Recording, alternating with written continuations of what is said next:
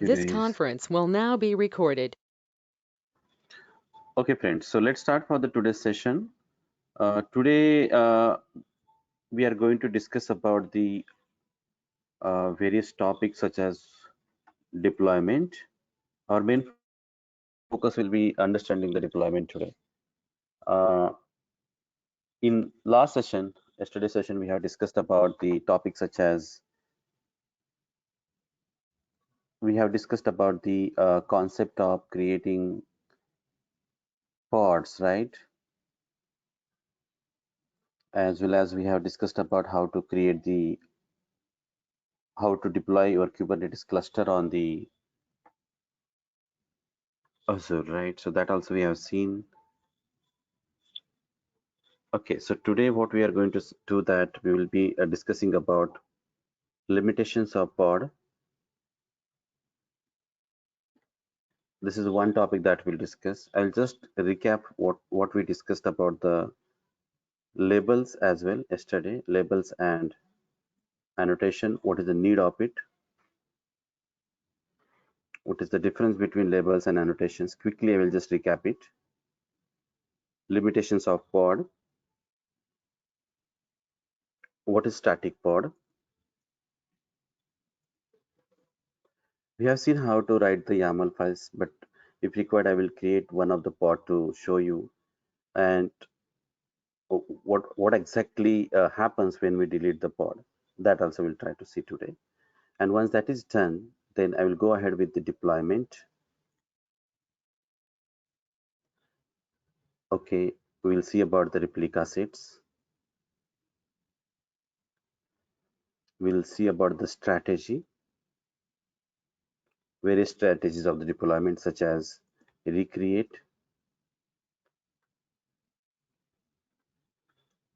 rolling update,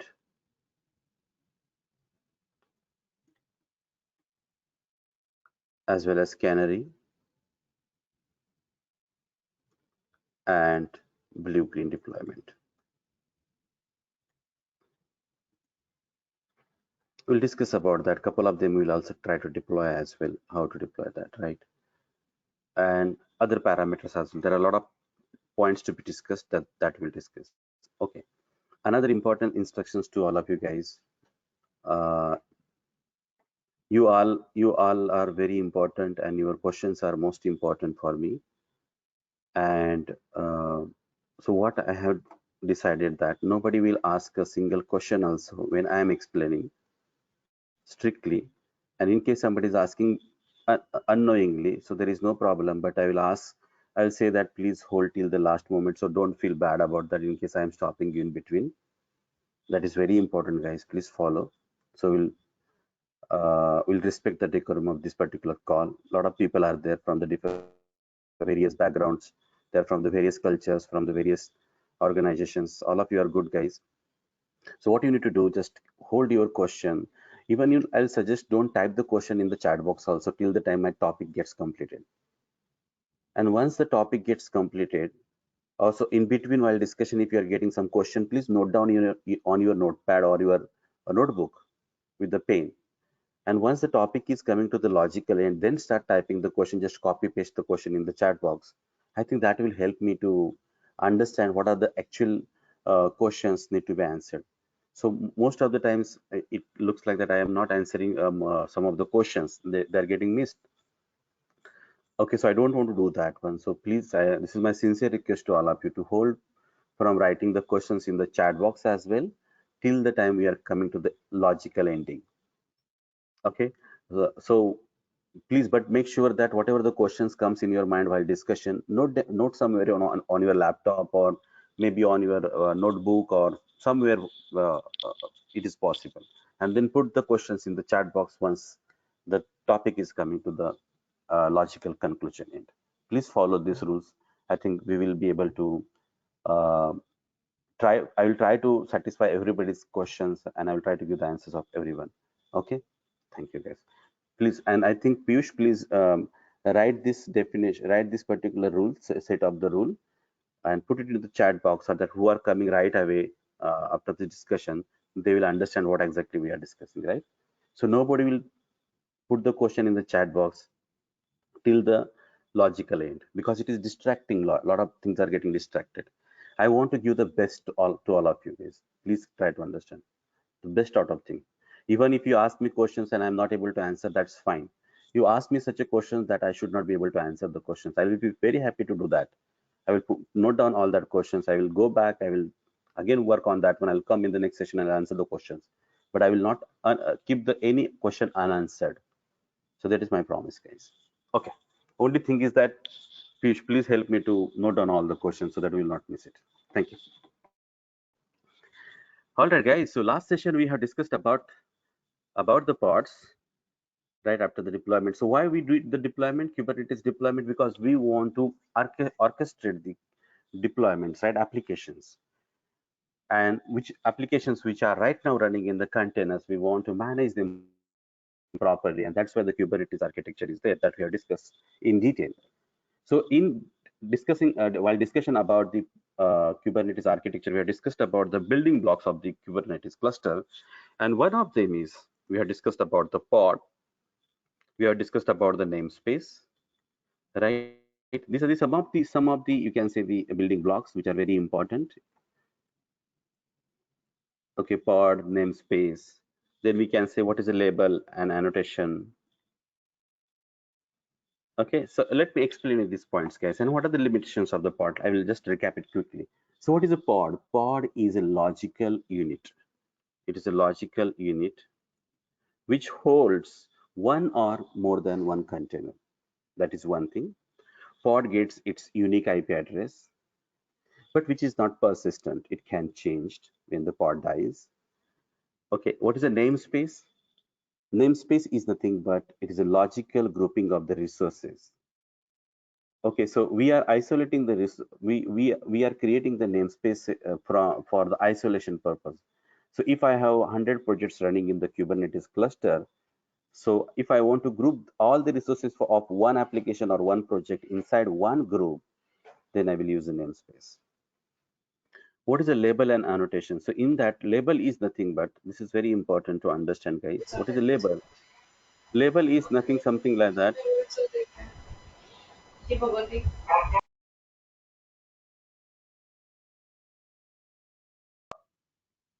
Label is something which is nothing but, guys, let's say that I have 5 friends with me right now, and I want to give, and they have scored very good marks in the examination. Out of that, 3 have scored very good marks in the examination. So we say that this is my friend who has got first number. This is my friend who has got a second number. This is my friend who has got a third number. So we label them as per their results, right? And we can take actions on that one.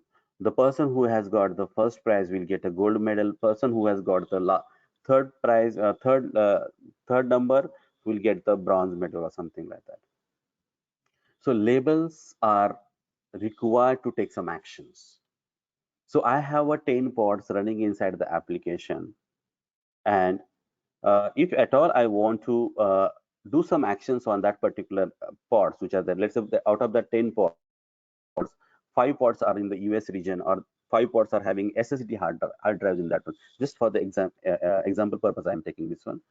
So guys, if you want to delete the pods whose label is SSD, okay, I want to delete the pod whose let's say from the region called as US is 2, right? So that time labeling will be really helpful, guys. Labels and annotations both come inside the metadata of the pod, but label is something which will help you take the actions. But what is annotation? Annotation is nothing but additional information about that object. That is nothing but annotation. So this project is for this company, or this project has started on this date. Now if you use this kind of annotation, this is not going to help you to take any action on the pods, right? So annotation is additional information about that object, okay, which will helpful you for forming some conclusion or some information, right, to get the information and take a decision. For that purpose, annotations are used. Okay, So, and what are the limitations of the pod? Let me just show you diagrammatically, guys. I have one small slide. So to explain you what is a label and selector. So this is what we are going to, entire Kubernetes works on this label and selector, guys. This is very important. So as I just discussed right now, what is a label? Labels are key value pair that attach to object. So this is my object called as a pod. Inside that container is there, and I have labeled this pod as a label is equal to app is equal to nginx. So this is my label, right? Labels are intended to be used to specify identifying attributes of objects, right? So this is my application nginx. I have disk is equal to ssd. I have image is equal to httpd. So this label will help me to understand. So if I want to find out all the labels whose image is nginx, I want to find out all the parts whose label is disk is equal to ssd type, or I want to delete all the parts whose disk is equal to ssd type. I can do that, guys, and that way the labels are really really useful. If you want to, if there are five labels are there, and if you want to select one of them, then that comes under the selector. So you want to select that particular pod whose label is this one. That is called as a selector, right? So this is label. Selectors match the labels to connect to Kubernetes object. So this is something about the labels, guys. And let me discuss about annotations. You can see here, this is a additional information which you can see in the annotation. This is the annotation. It gives the information about from where is my image registry, right? Or additional information you can pass on about the. So annotations are not used to identify and select objects, right? It is just for the additional information. It is a additional metadata. The metadata and annotation can be small or large, structure or unstructured, right?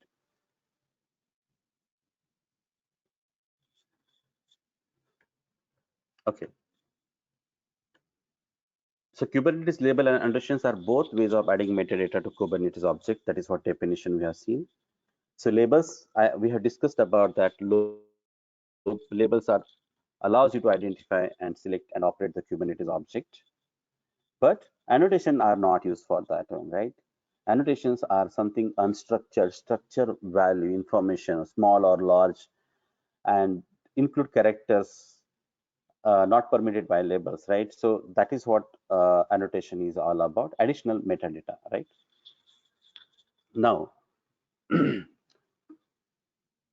so so we have discussed about the pod definition as well yesterday, guys. Just to recap you quickly, this is API version and these are the specification of content, right?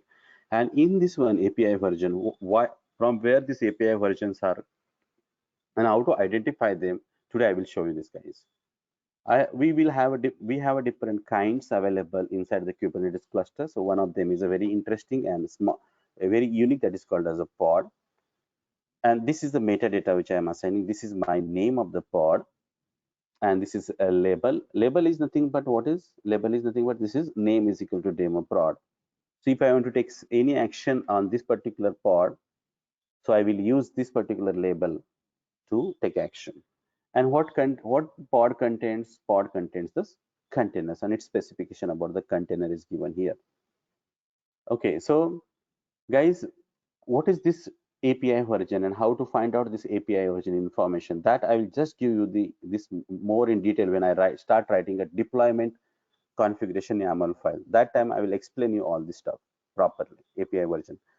I will spend at least 5 to 10 minutes on this one, guys, to explain you properly. So just okay. So this is my pod definition which we have discussed.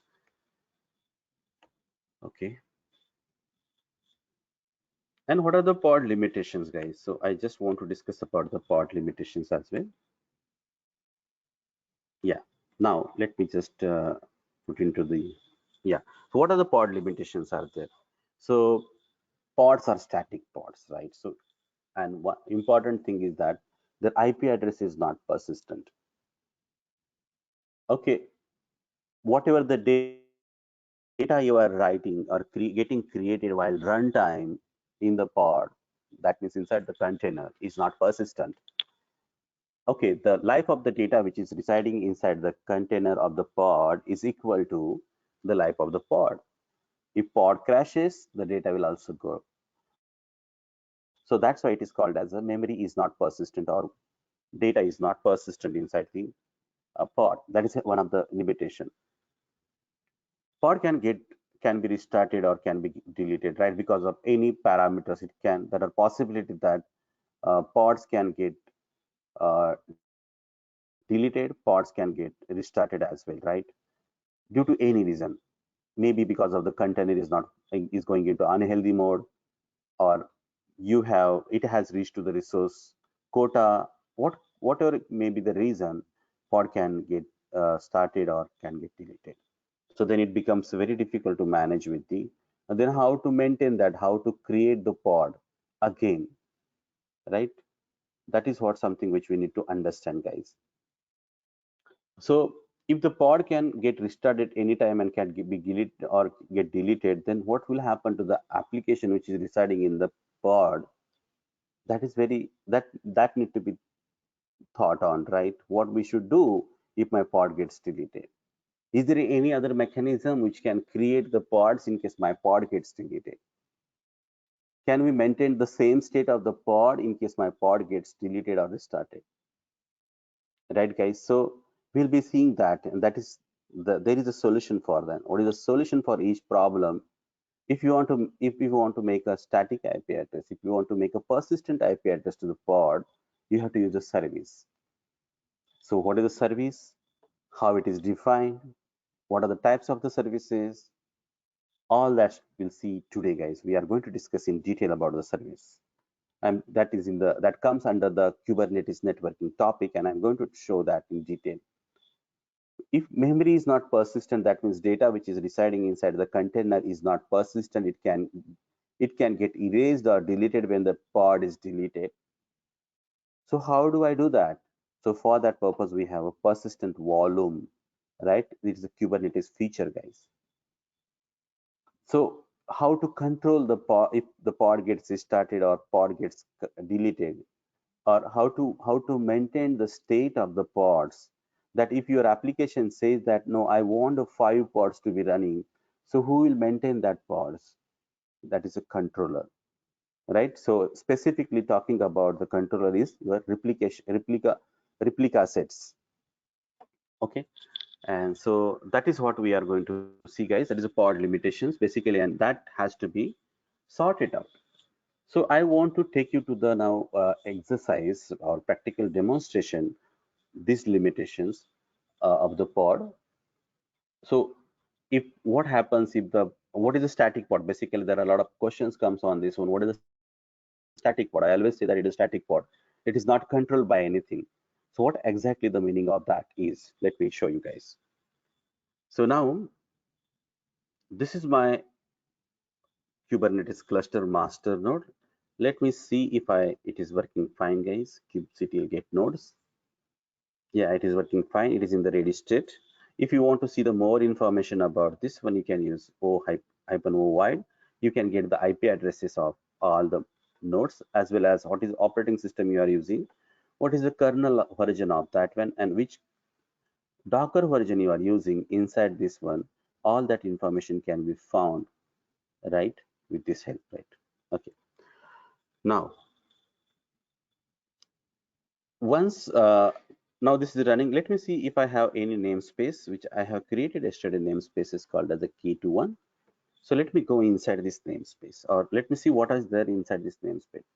kubectl get pods from the namespace called as K21. And right now it shows that there are two namespaces, there are two pods running inside this one. Also, let me check out, is there any deployment running inside this one? Because I think I have created that, I need to stop it.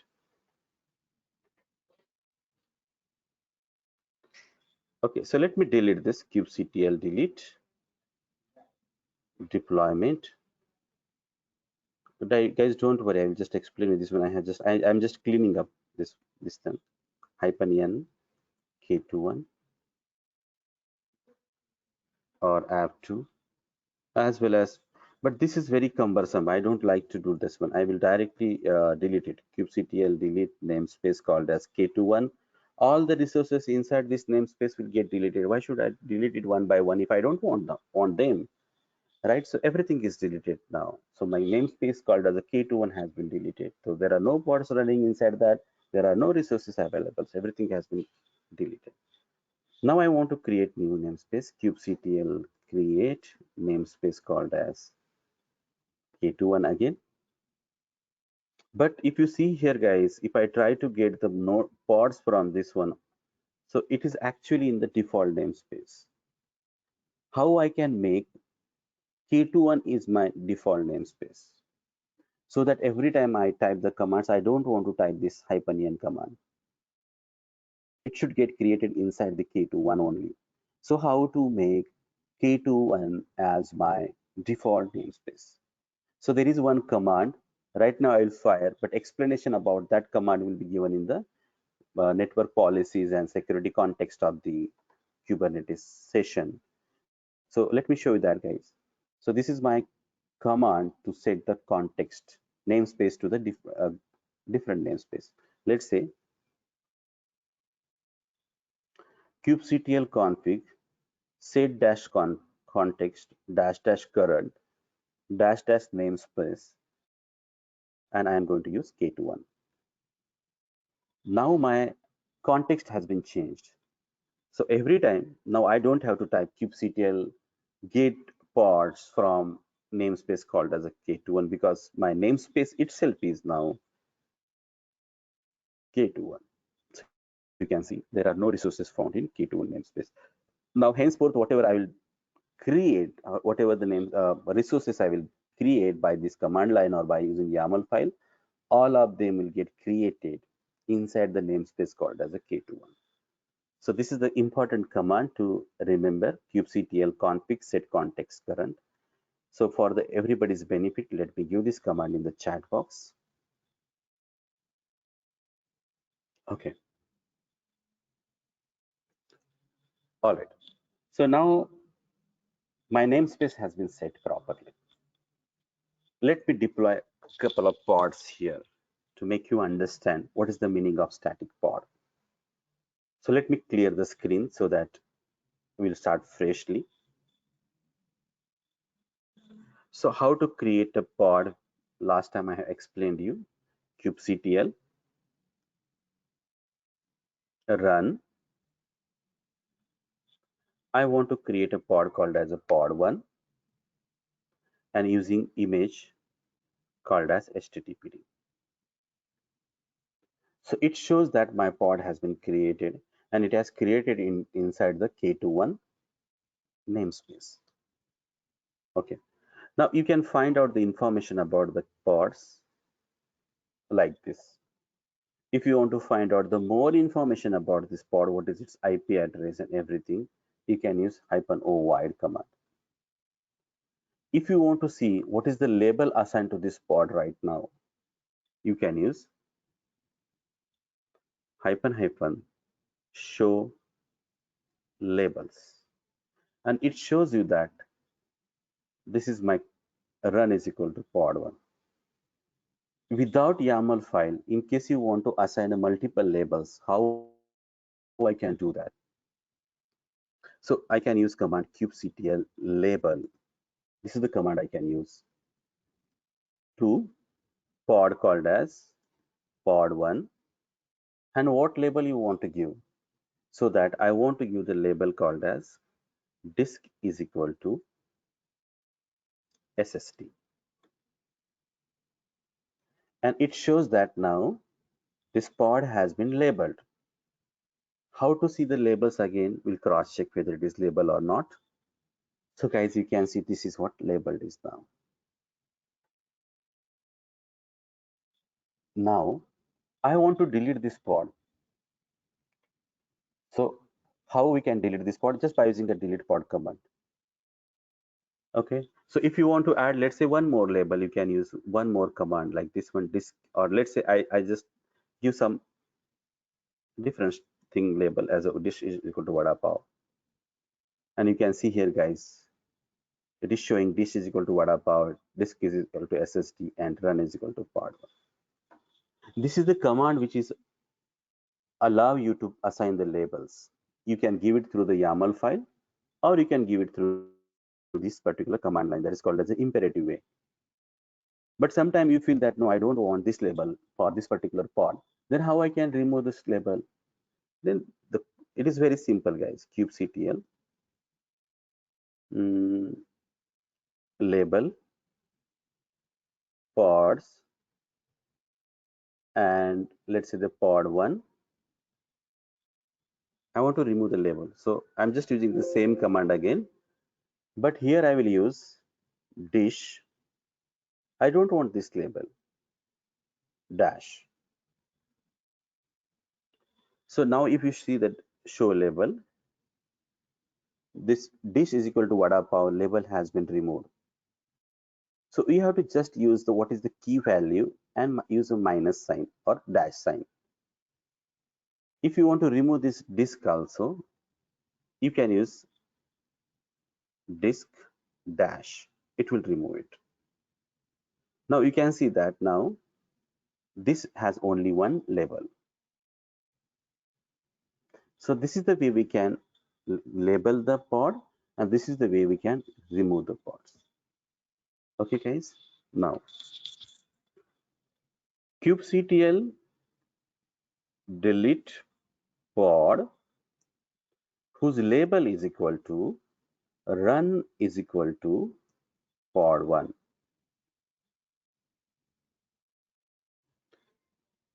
Look at this. This pod 1 is getting deleted. I have not specified the name of the pod.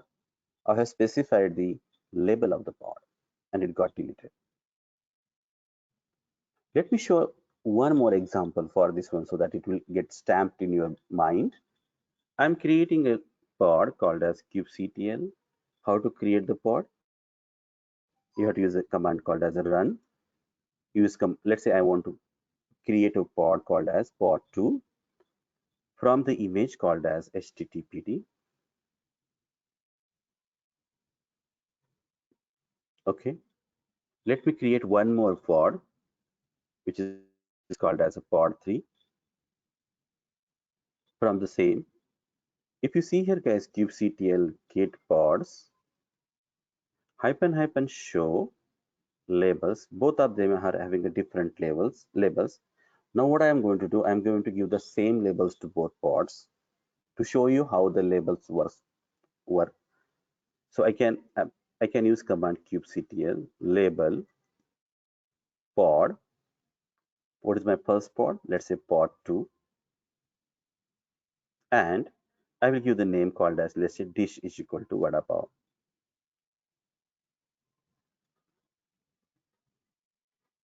It has been labeled. Similarly, let me label the pod called as pod 3 is equal to dish is equal to vada pav. And if you try to see the labels of all the pods, you will be able to see that there is one label which is common between this. I can use this label to delete this both pods together. Or let's say that kubectl delete pods whose label is, this is selector actually, this is called as a selector, dish is equal to vada pav. Now this is completely deleted. See, it is deleting a pod is pod 2 and pod 3 because both of them are having the same labels. Okay, guys, so this is the way we can label the pods and relabel the pods or remove the pods, and this is the way we can use the labels to take action on the pod. Now, why this is called as a static pod? The reason is that if I delete this pod, these pods get deleted. They are not recreating. Look at, there is no pods inside that. Both of them have got deleted. And then this works like a containers only. Then there is no meaning for this. So if you are deploying the application inside this such kind of pod, individual pod, and if somebody deletes that, or because of some reason it gets destroyed or it gets crashed or it gets deleted, what will happen to that particular application inside that one? it will also get stopped, it will also get crashed, data will get vanished. This pod is not controlled by any controller. It is just it just gets created inside some worker node and it's stay there forever. And, it is created and controlled by the kubelet, not by the any controller which is present on the master node. And that's why, what is the principle of the Kubernetes principle? First principle is that self-healing or high availability.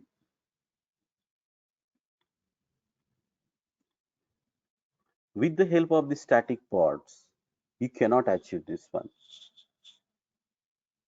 Right, guys? You cannot achieve this one. So, how to do this? How we can achieve these two principles of Kubernetes, that how we can maintain high availability. So if my pod gets deleted, another pod will get created. If I want to scale up, such as scale up, I want my load has been increased on the application. Now I want 10 pods to run. How I can scale up that? Now there is no load on my application. How I can scale down? We can't do with the static pod. You need to bring this pod under the controller, and to bring that pod inside under the controller control, you need to use a kind called as deployment.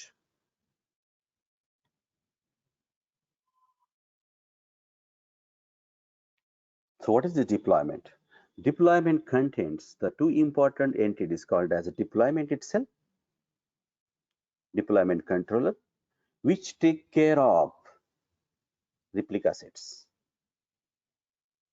Earlier it was called as a replication controller. Now it has been, the recent versions, it is called as replica sets. So deployment take care of replica sets. Okay, and replica sets take care of pod management. Replica sets take care of self-healing. Replica sets take care of high availability. Replica sets take care of scaling up. Replica sets take care of scaling down, which is a part of deployment, right? So this is something important. So when we use a kind called as a deployment, what we are going to do now, we are going to bring this pod, which is a static pod, inside this deployment, so that this deployment kind will control all the features of the Kubernetes. So how do you do that? How do you write the YAML file for the deployment? Because I'm not going to show you the imperative way. Imperative way is very simple, and it doesn't make understanding purpose. It is always better to write a YAML file rather than the imperative way. So I'm going to show you how to bring the pod inside the deployment and how we can work on that.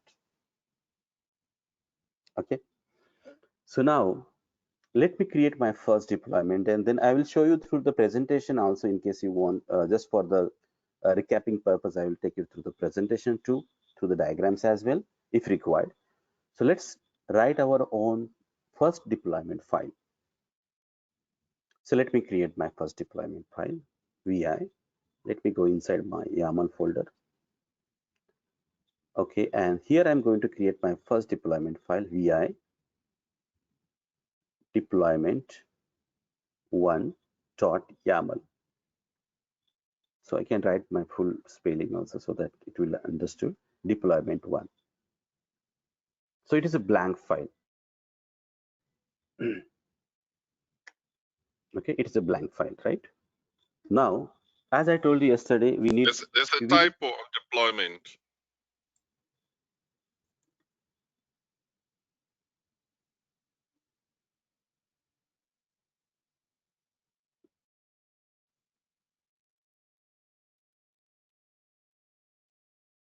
Okay, thank you.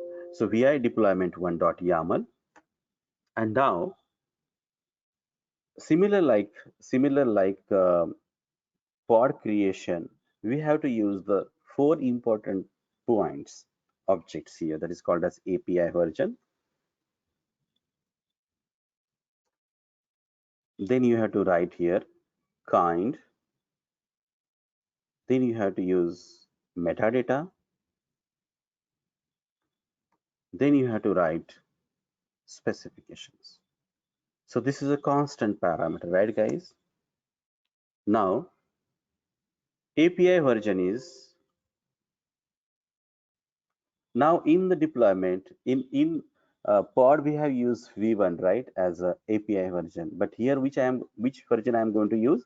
I am going to use apps slash v1. Then what is a kind? I'm going to create a kind called as a deployment. So first letter should be capital in the deployment. While declaring any kind, make sure that first kind is always deployment. Then metadata. Metadata is nothing but, as I told you, you can give the name. So let's say I want to give the name called as, this is my first deployment, deployment one. Okay, then I can give the labels here. And you can give the meaningful labels, guys. Let me give the label called as disk is equal to SSD type. Then you can give the annotations you want to give, if you want to give. This is my first application getting launched. So this is my version 1.0. So I can use this annotation. I can use multiple annotations also if I want. Let's say that I'm going to use image called as HTTPD or something like that. I can use it here. And the customer for which I am using, or project on for which I am creating this particular deployment is for, let's say, my favorite organization, Google. Okay, that's it. That's fine, guys. Enough to understand this one. I can write here label also. I can use label called as a region, called as US is to. So in this region, I'm creating my deployment just for example purpose, right? It will not exactly create the deployment inside the US is to. It will not. It is just region. Okay, and now if you want to specify the namespace, also you can specify the namespace here. By the way, it is going to be deployed in the K21 namespace, but if at all you want to specify the namespace while creating the deployment, you can specify here. Okay, I hope that this is clear up to this point. So even if you now start writing your own YAML files, you will not find it difficult. It is easy. Okay.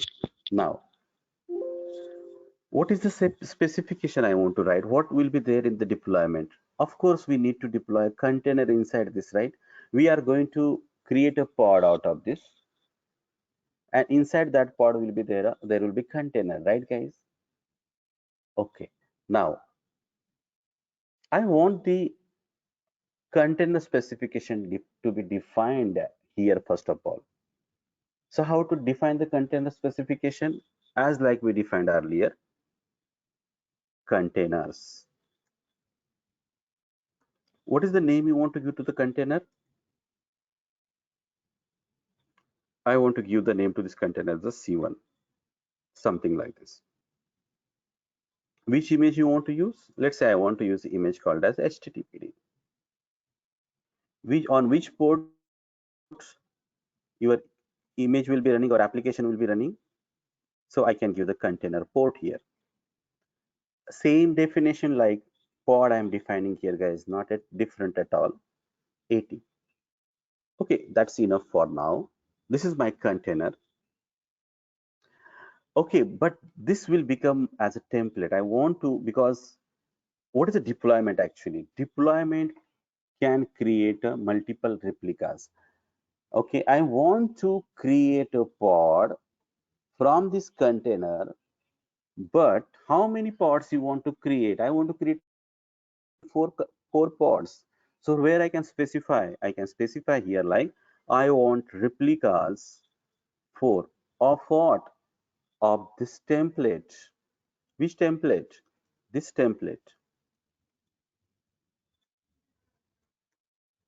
What name you want to give to this template? Let's say that you want to give the name to this template as, or labels to this template as, let's say app is equal, or let's say that I'm giving the label here as disk is equal to SSD,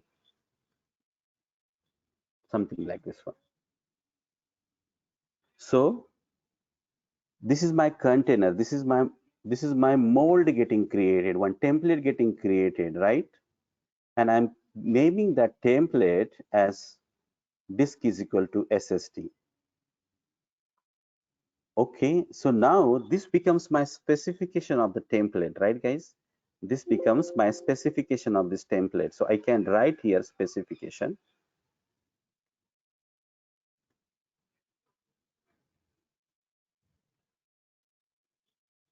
I will just rearrange the space, guys. Give me some time. But here, important thing is that when we say that I want to deploy a deployment in the namespace called as a K21, whose name is deployment1, who is having these labels and this annotation, from the template whose name is disk is equal to SSD, or whose label is disk is equal to SSD. So I need to write a selector here. So what will be my selector? Selector, which label you want to match as a selector? So we want to match labels. What label you want to match? Select the container for this deployment whose label is disk colon SSD.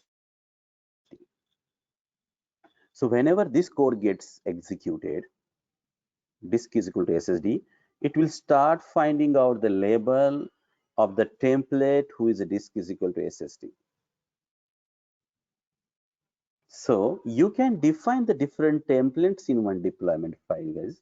I can have multiple containers template defined here, but out of that, I just want the template whose label is SSD, and it is defined by using this selector. So what is selecting it? This deployment is selector is find out the template whose label is matching as a disk is equal to SSD. That's it, guys. So let me just, so this is a property.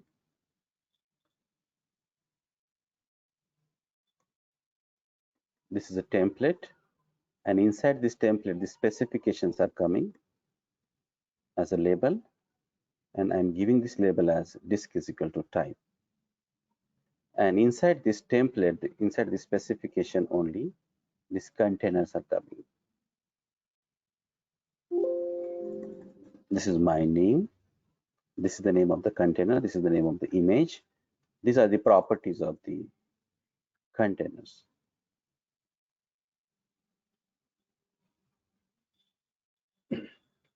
I hope that this is clear. Let me check out if I have missed anything, guys. Yeah, so inside the specs, okay, template, yeah, this is called as a metadata. That is one thing I need to specify here. This is actually called as a metadata, and inside the metadata, I need to specify the label.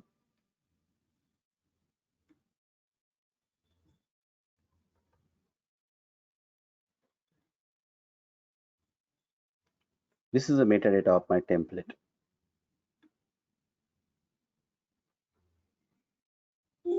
And then I need to specify the specification, and that should come in line with the metadata. So this is my container specification. So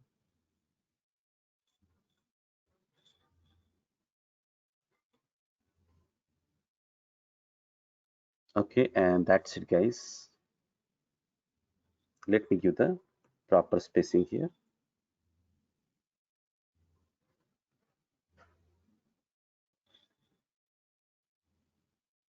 Yes, correct. So this is the way we have to write a deployment. So what this deployment will do, this deployment will create a 4 replicas of pod, which will have this container, which has been selected by this label and whose template name is disk is equal to SSD. So this is the template, guys. Okay, guys. So I hope that this is fine now. Everything is fine. Let me deploy this now. How to deploy? You have to use kubectl command. So when you fire a kubectl command, this will be given to the API server. Then API server will talk to the etcd and will update the information which is given in the YAML file. And then it will talk to the scheduler that, see that I have a deployment now, manifest is coming. They need a 4 replicas of the pod. So tell me where to deploy it. The scheduler finds out the algorithm, and accordingly it will tell that, oh, you should put the 2 pods on the worker 1 and 2 pods on the worker 2. And that information will be given to the API server, and then API server will give the information to the respective kubelets to deploy it. Let me save this. Kubectl create -f deployment 1.yaml. And if there is an error, it will throw here. So yeah, it is showing some error. That is fine, no problem. So what is the error coming up, guys? So it is showing that the unknown field called as a template. So I have just, I might have given a wrong spelling or missing something here. So let me open this. So there is a problem here. This side, there is a problem. So let me see what is the problem. I'll just compare it with my, okay, so it should be in line with selector. Template should be in line with the selector and replicas, because this is a property of the deployment. Oh, okay, but what I have done here, I have just mapped that with the selector properties, and that's why this is giving me error. So this is the, we have to identify the errors, guys. So I need to realign this one again. Once or twice you do this, guys, you will not copy from anywhere. You will start writing your own YAML files. So this should come metadata. And this YAML files may be a complicated little bit in once you go into the production. So, but always the complicated files are made from the simpler one. Okay, so never ever fall in love with the complicated deployments. Try to create a small deployments and then mix them. Then it becomes a complicated. For others, it should not be complicated for you. It should be complicated for others to understand it. Okay, now still there is one error. So what is the error coming up, guys? Annotation is not accepted as there is, yeah, annotation, right? It is showing that, but found one. Okay, so let me change this.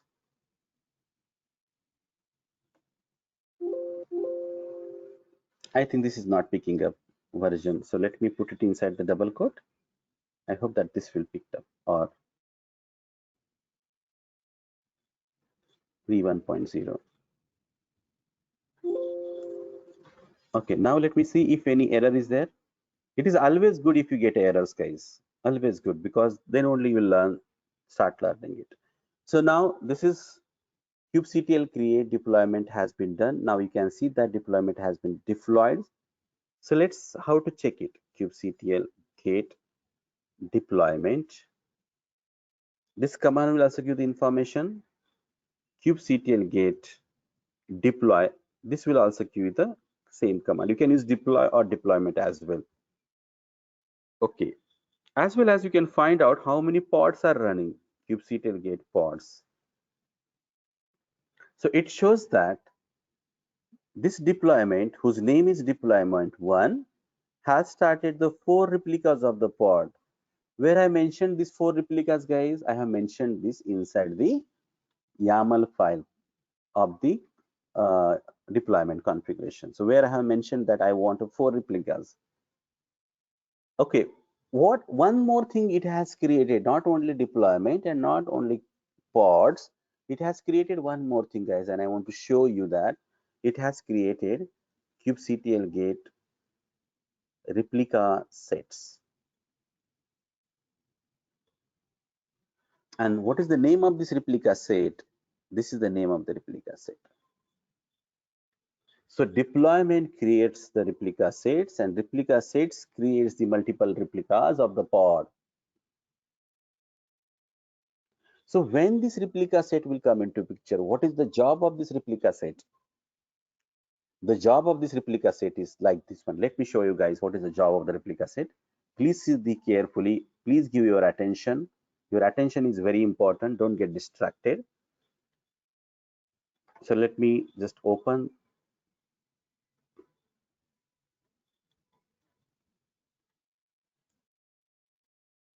Okay.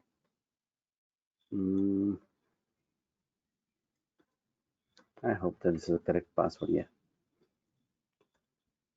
Good guys. So I'm in the master server only, but I just want to watch this one so that when I fire any command, you should be able to see continuously watch that what is happening inside the pods.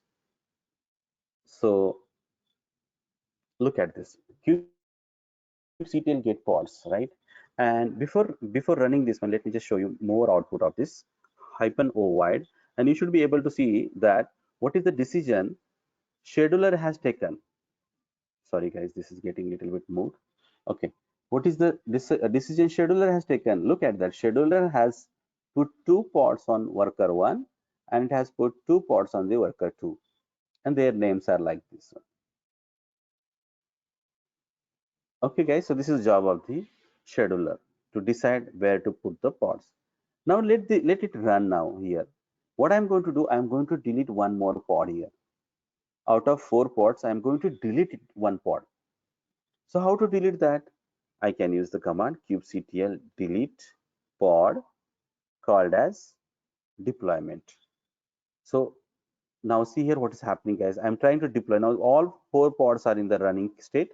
I'm just deleting it. Now see, can you see it is terminating and one pod is creating also. Unless and until this pod doesn't come in the running, this will not go away. Now it is running. Now this will go away. So first of all, container will be created and then the pod which is terminated will be terminated. Look at this. This is started now.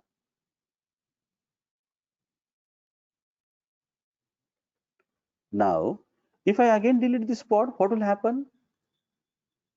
kubectl delete pod deployment. And now see guys, there are 4 pods running. Now I am going to delete one pod and see this quickly what is happening. Now it is before terminating another pod, it is creating a new pod. This is the beauty of it. Look at now it has created the new pod and then now it is terminating the older pod. Unless and until new pod is not created, older one will not be deleted. So who is doing the job? So this is called as a self-healing. Because of some reason, if any pod is getting deleted, the replica set from the controller will make sure that the appropriate sets of the or desired sets of the pods will be maintained inside the cluster. And where this desired number of the pods are defined, they are defined inside the deployment file. Guys, I hope that this is clear. What we have seen, how to create a deployment. We have seen how to see the number of pods which are getting deployed. We have seen then what happens, the pod is deleted, it automatically create a new one, right, with the help of replication controller. And now I want to, what will happen guys? See, we have just seen this one. There is a there is a deployment. What is the name of the deployment? Deployment one. What this deployment is showing that there are four pods are running right now. Okay, and there is one kubectl get replica set. This is typo. Get replica set. So can you see this is a different one? This is a replica set. What it shows? It shows that there are 4 desired, 4 current pods are running, and 4 are ready. What will happen if I delete this deployment? Oh, sorry, if I delete this replica set itself. So let me show you that what is happening now. kubectl. I am deleting a replica set, guys. Look at this. Whether it is deleting or not, let me know. Replica set. Deployment 1. See the number. See the number here. enter. Look at this, what is happening. All the 4 pods got terminated and all the 4 pods are created again. Yeah, it started running. If I delete the replica sets, these pods are getting terminated and getting created again.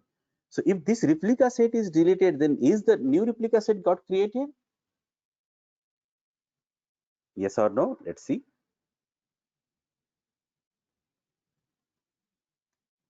It got created and with the same name. So please, and who creates this replica set? Deployment type. So that is what deployment type controls the replica sets, and replica sets controls the replicas inside the cluster. Anything get deleted, automatically everything will be controlled by the replica sets. But guys, what will happen if I delete the deployment? If I delete the deployment, then replica set will also get deleted, as well as my pods will also get deleted. Nothing will be left out. Everything will get deleted. And deployment can't is not a self-healing. Replica sets are self-healing. Resources inside the deployment are self-healing, like such as pods. But deployment itself is not under the self-healing mode. Please keep that in mind. Okay. Now, what we have discussed till now, let me show you the commands. And these are some of the commands which I have fired, guys. Let me give it to you for the reference purpose. And now, okay. So we have seen how to create a deployment. We have seen how to define a YAML file and create a deployment. We have seen how to deploy how pods get deployed. We have seen how the pods are high availability is maintained. We have seen that how if you delete the pod, how it gets created. We have seen that if replica set is deleted, how it gets created automatically by the deployment controller. We have seen that, right? Now, I want to show you some more details about this deployment. So kubectl get deployment, and this is called as a dynamic pods. The pods which get started again, it is called as a dynamic pods. Kubectl get deployment -- show labels. I don't know whether this will work or not. Let me see. Yeah, it is showing the label is disk is equal to SSD, region is equal to US East 2. Okay, guys. And now what are the pods has got the labels? They are also got the labels called as disk is equal to SSD. Okay. So what will happen if I type this command kubectl delete pods whose label is disk is equal to SSD? But if these are the static pods, definitely all these pods will get vanished, right? But now since these pods are under the deployment and replication controller replica sets,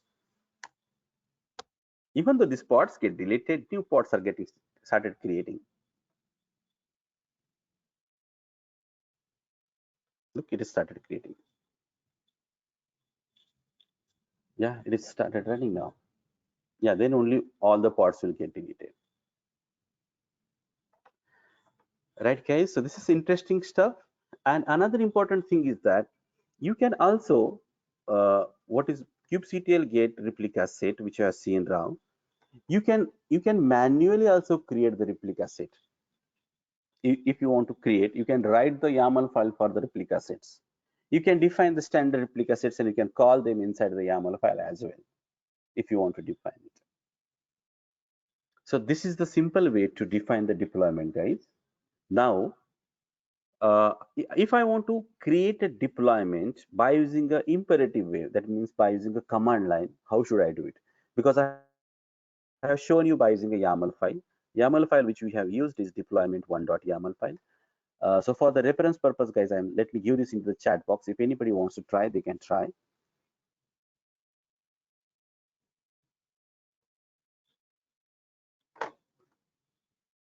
Okay, now,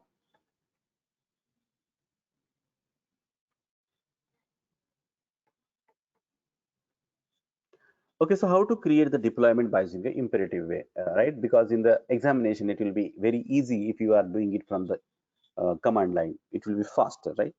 So kubectl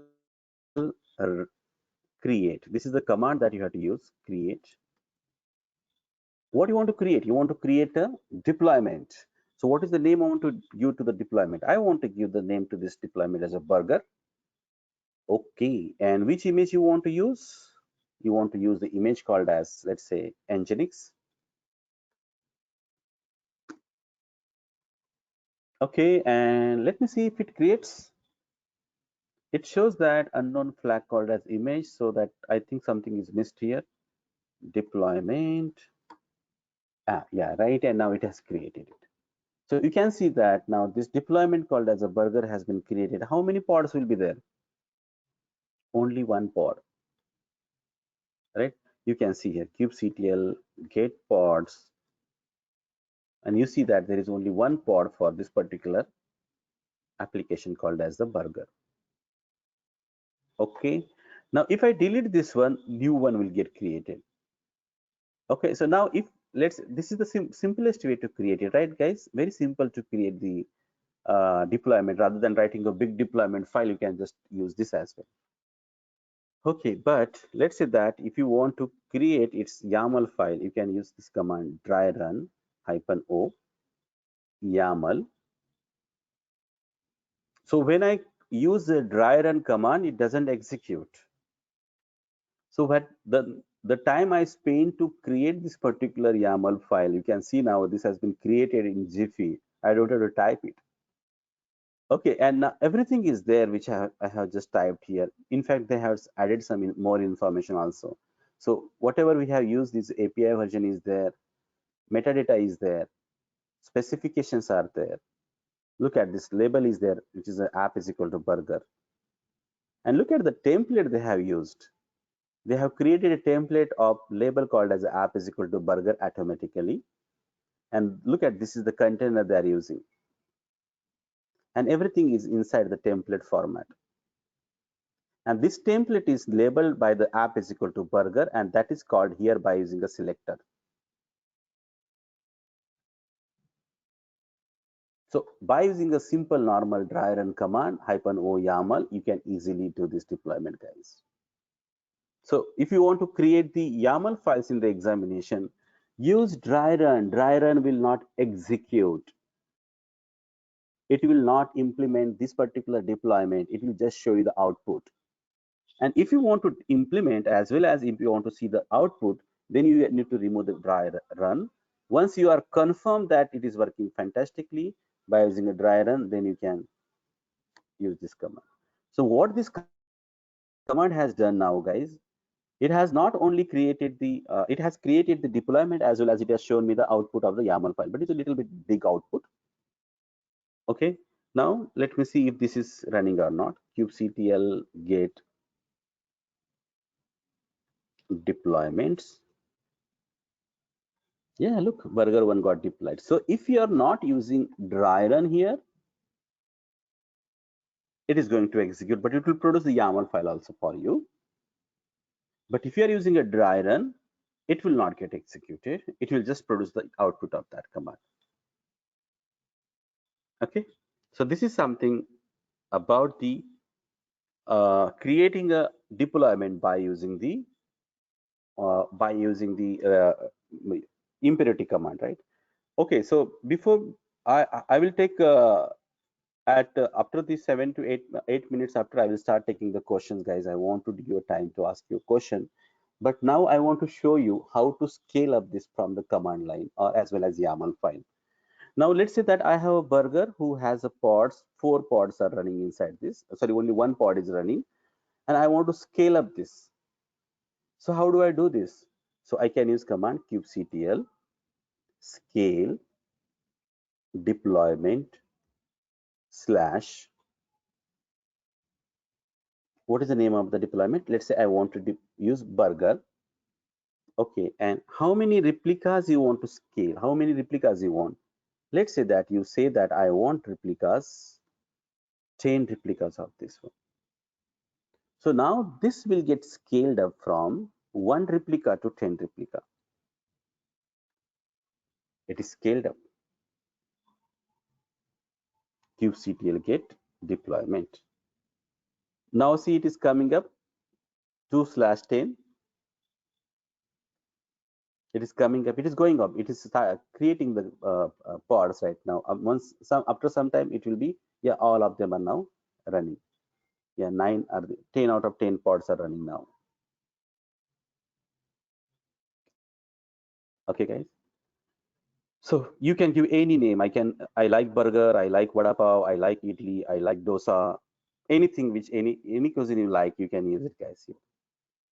Okay, so that is a name, and you can give any name, guys. There is no this one. Okay, so this is the way we can scale up. So I have got 10 pods of it, and you can see it here, guys, whether there are 10 pods or not.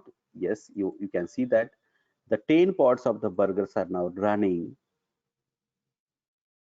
on worker 1 as well as worker 2. You can see here it is running. Can I do that scale down now? How to scale down?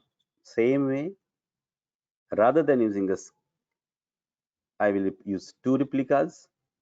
The moment I hit this command, all other 8 replicas will get terminated and only 2 replicas will remain. So watch this, guys. This is getting terminated now, and only 2 replicas will left out. See, only 2 replicas are left out. Can I make this replica 0?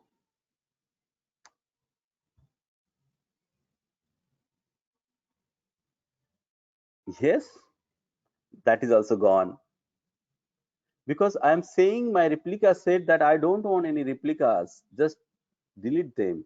So there is no replica called as burger here, pod called as a burger here, because I have made it 0. What will happen if I scale up? Because it will scale up, guys, because that manifest is there inside the etcd. That manifest is known to the replica sets, so that will definitely get scaled up. So it is again scaled up. Same type of the image with the same data and everything same will come up with new 3 containers.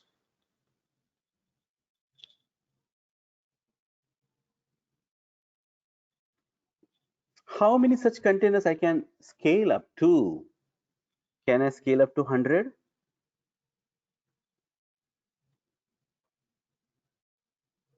It is getting scaled up to 100.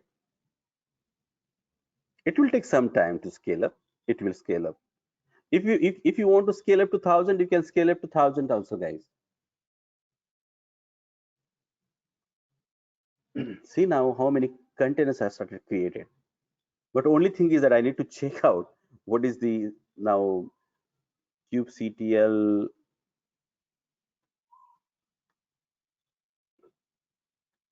top nodes. Oh, matrix is not installed, no problem. So guys, now slowly they are started coming up, running, but all of them are now almost 100 containers are there. So this might increase the resources on the Azure, guys.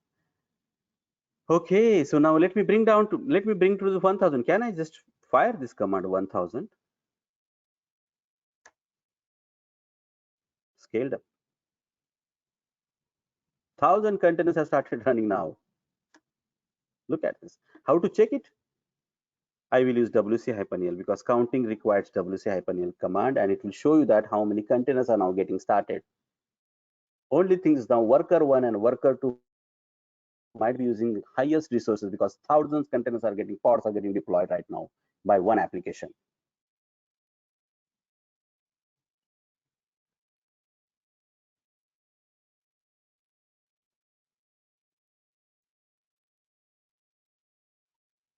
So limit So can you see that, guys? It is getting uploaded, but it is taking time to count the lines because a lot of resources are getting created now. So let me bring it back to the 100. I think then it will start showing you the 100 pods.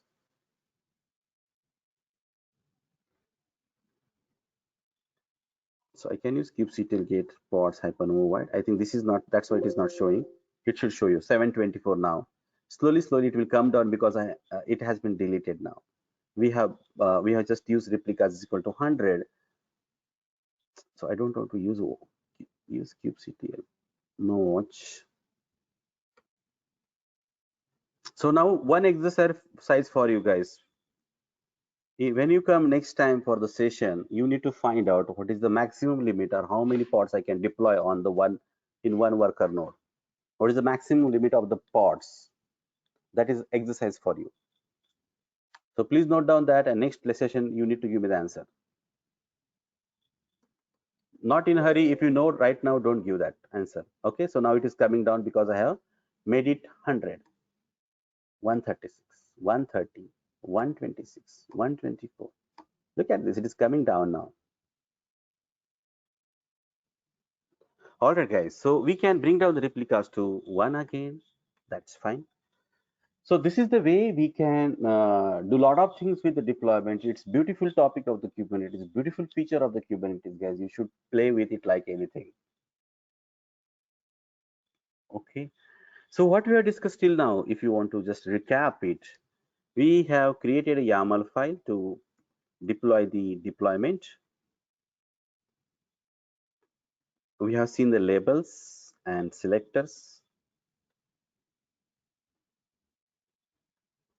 We have seen how to scale up and scale down.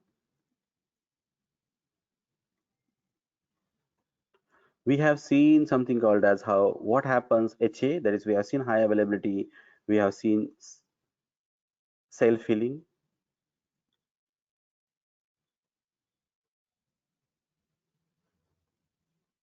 Okay, guys, I think a lot of things we have seen, and that's wonderful, guys. We have seen also what is static pod and dynamic pod also, right? Dynamic pod. Great. All right, guys. So we have seen a lot of things. I will take now questions from you. I'll just go through the chat box. And once that is done, then in the next, after the post the break, we are going to discuss about another wonderful topic, that deployment strategies. So now let me take the questions. Thank you very much, guys, for holding the space. This is very important. I hope that your most of the questions might have answered. Okay, so if you have any questions, I'm really will be happy to answer that one. I will answer each and everybody's question. Okay, so that's it now. Let me take the questions. So I'll start from the top now.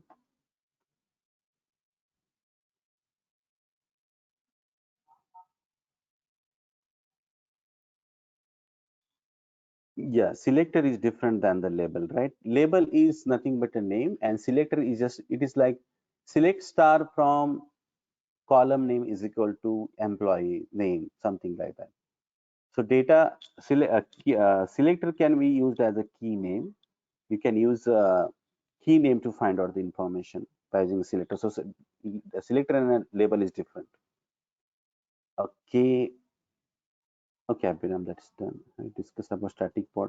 Yes, Anirban, what is the static pod and dynamic pod now? I hope that you might have got it. Static pod is nothing but it is orphan pod. Nobody is there to take care of it. If it is deleted, it is deleted. Okay, so that is nothing but a static pod. And what is a dynamic pod? Dynamic pod is nothing but a pod gets created, same type of the pod, but gets created, gets stopped, gets recreated again with the help of the deployment. Is nothing but your dynamic pod. Okay. Yeah, thanks, Ramesh. Yeah. Thank you.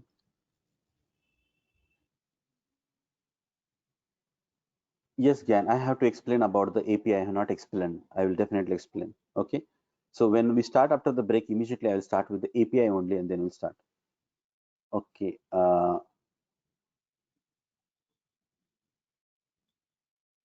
Okay, thanks for Piyush for explaining that.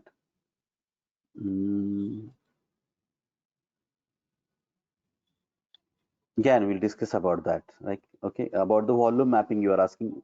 There is a good question, but we have a, persistent volume creation. I'm going to go deeper in that particular step. Okay, please mute.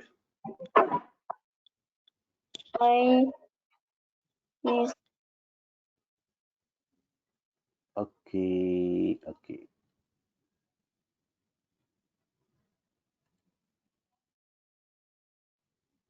Can we get some list of commands? Okay, I will give the list of the commands, Shitish. I think I have given it also. Okay. Tulsiram, I have shown you how to remove the labels. I hope that you got it. Okay, Nilesh is asking, it means once we set default namespace, whatever command I execute, it will get executed for that namespace, like delete pod. Yes, yes, yes, correct. So I will change my default namespace for particular client, and then I can work on pod for that particular part. Yes, of course, Nilesh, that's real and good. Perfect. Alagu is asking, in this case, it would Thanks, use, Ramesh. yeah, yeah, correct.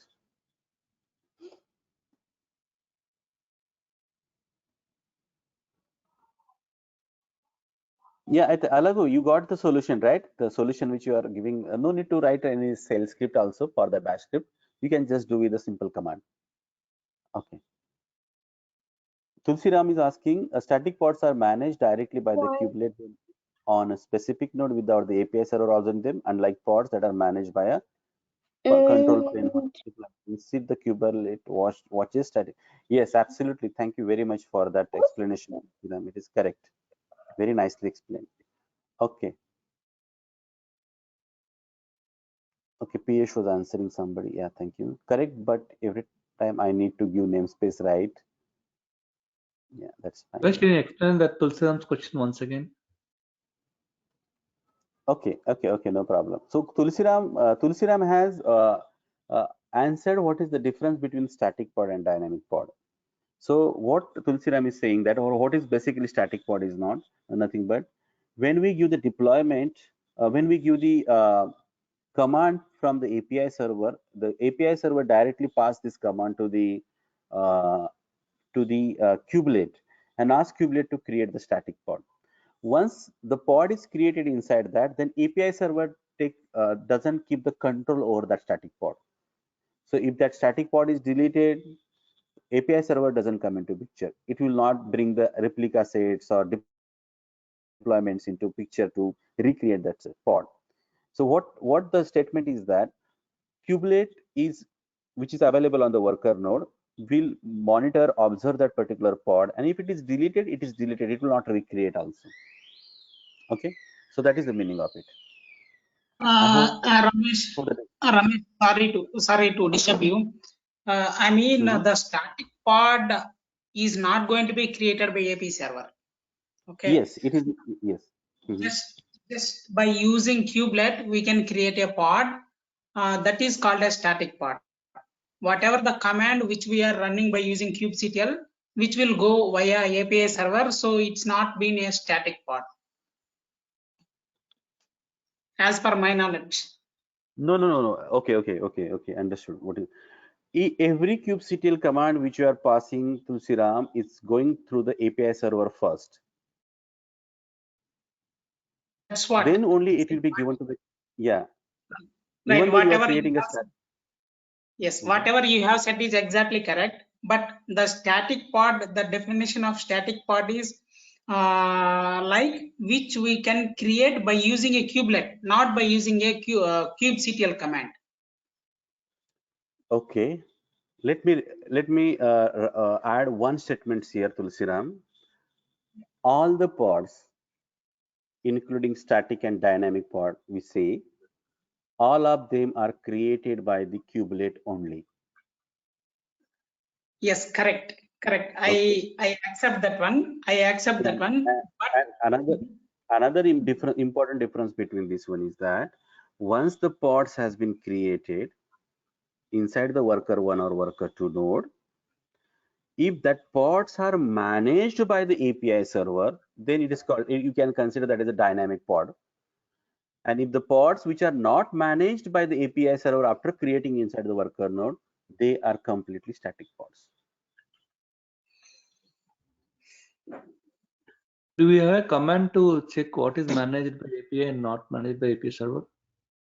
Those who are managed by the replica sets, the pods which comes under the deployment normally are the managed pods or dynamic pods.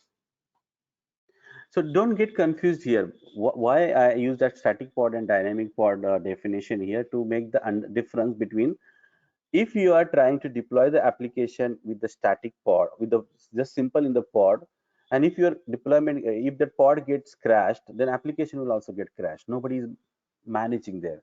That's why it is static or naked pod, it is called as. But what is the this dynamic pod?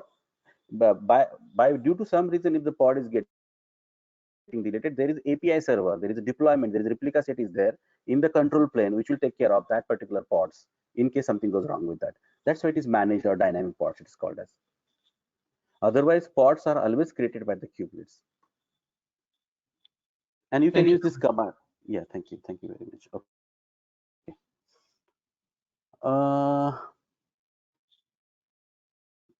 Piyush, I'm not reading your, okay, that is fine.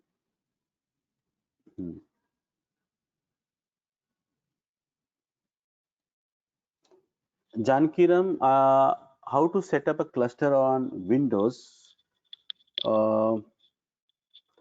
Till now, as per my knowledge, I have not seen the commands for or any setup for the Kubernetes cluster to be deployed on the Windows.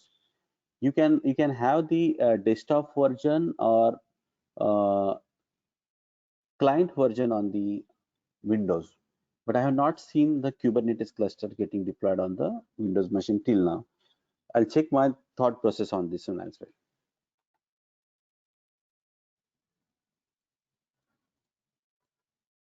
Okay, guys. So Nilesh, yes, it is so dangerous.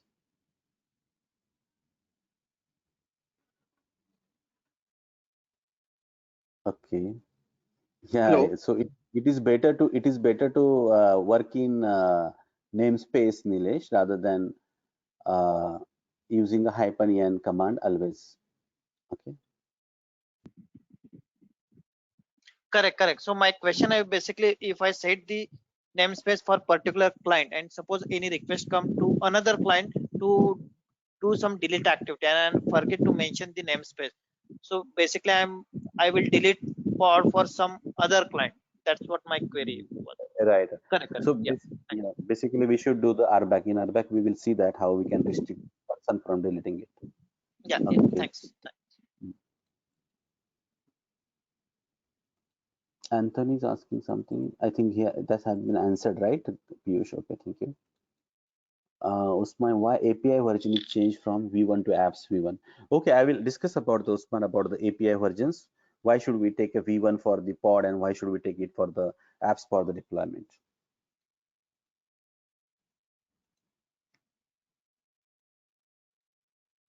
Kavita is asking something. Label is equal to SSD. Always it is being mentioned. Why? What does it means in your example? 3 places label is used. Always it is SSD, something confusing. Kavita, you can use label, any label. No, here my confusion was SSD means, are you mentioning like where in which volume it is storing is a SSD volume? Is it something like that? Because at deployment level, sector, selector level, and even at template level, at 3 levels, same SSD is being used. I mean, is there any specific reason for that, or just a name? Just a name. It is just a name. Okay, because Thank you. it is always better to use the common selectors and labels rather than, if you start using a multiple labels, then it will become difficult for writing some queries. So here we are using a label for the deployment. This is a label for this deployment, and this is actually important label which you are giving here for this particular template, which will be used by this selector. Okay. Okay, so this is actually select star from kind of stuff, right? And this is the actual label of your container. So these two labels are required. This can be anything. This can be anything. Okay, thank you. Yeah, okay.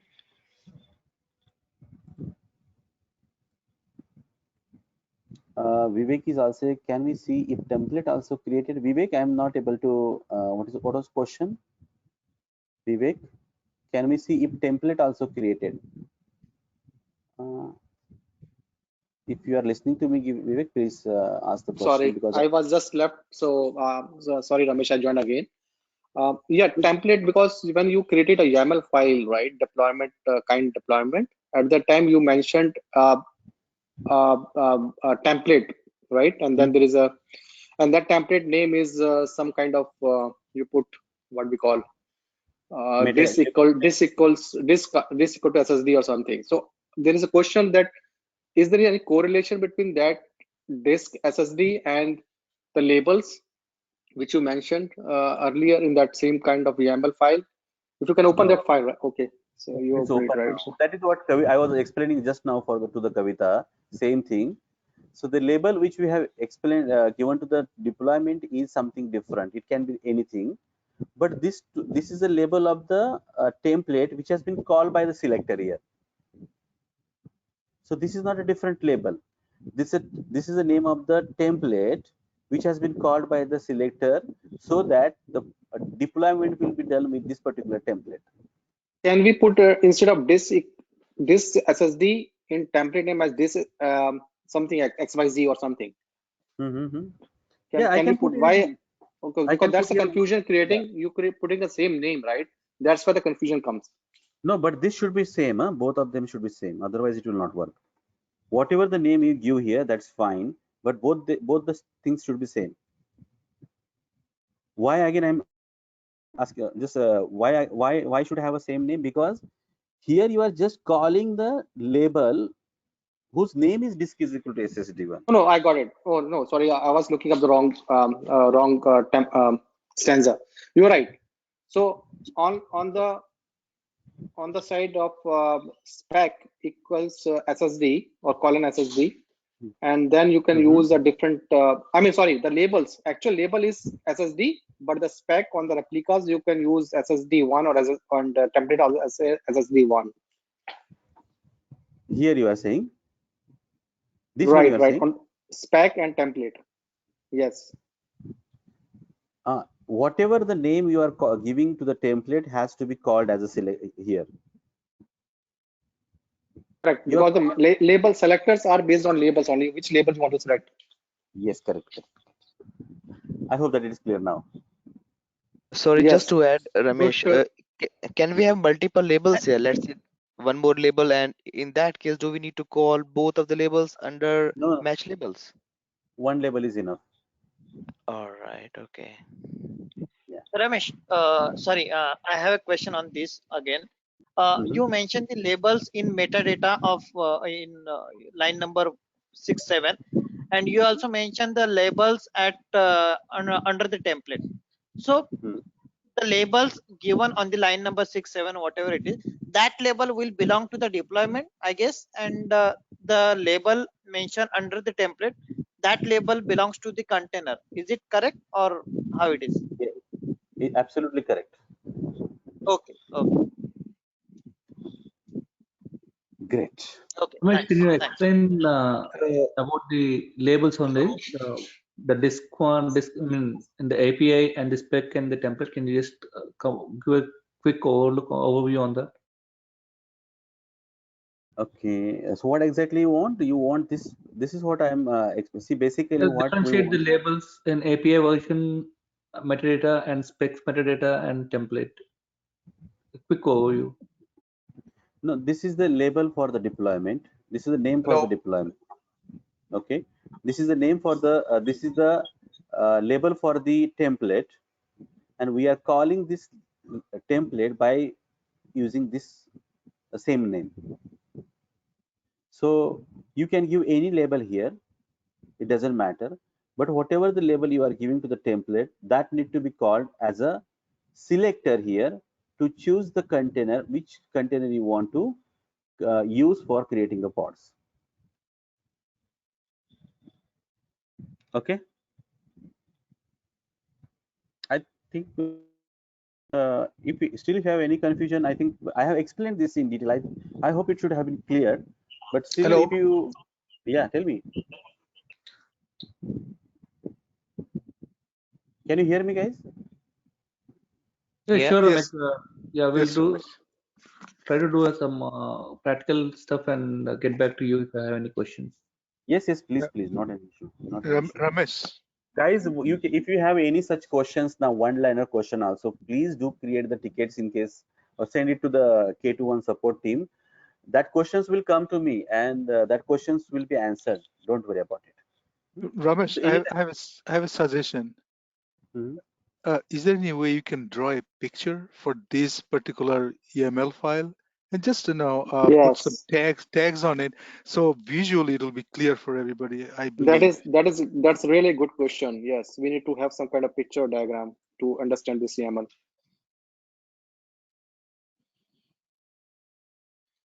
Okay, let me see if I have.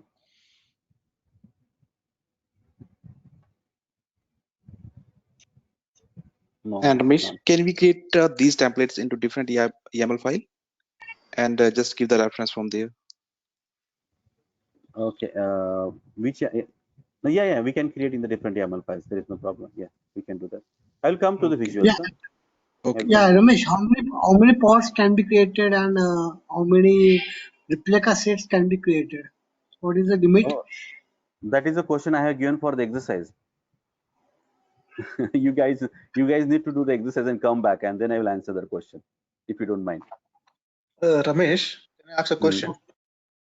yeah. So in a YAML file, if we write kind equal to pod, is that a static pod? Yes. Yes. Yes. Correct. Thank you. Yeah. And actually, I'm a little bit confused with the label, like because the labels which you have mentioned in the first one on the metadata, I thought like the label mentioned under the metadata, it will try to search for the specs label, and then the specs will try to search for the container label. No, no. Basically, what is happening here? This label which I have used is for the just deployment level. It is deployment level. Okay, but this specs actually which is defined here, they are defining as a template, and that template has been called by this particular selector. That is the only thing here, nothing else. And we But can I will have a just different label, right, Ramesh, in that case, because it is confusing. So we can have different label in the down for container and different label for deployment, right? yes, that we can have. This is okay. This we can have a different. Let me delete this one only. That's fine.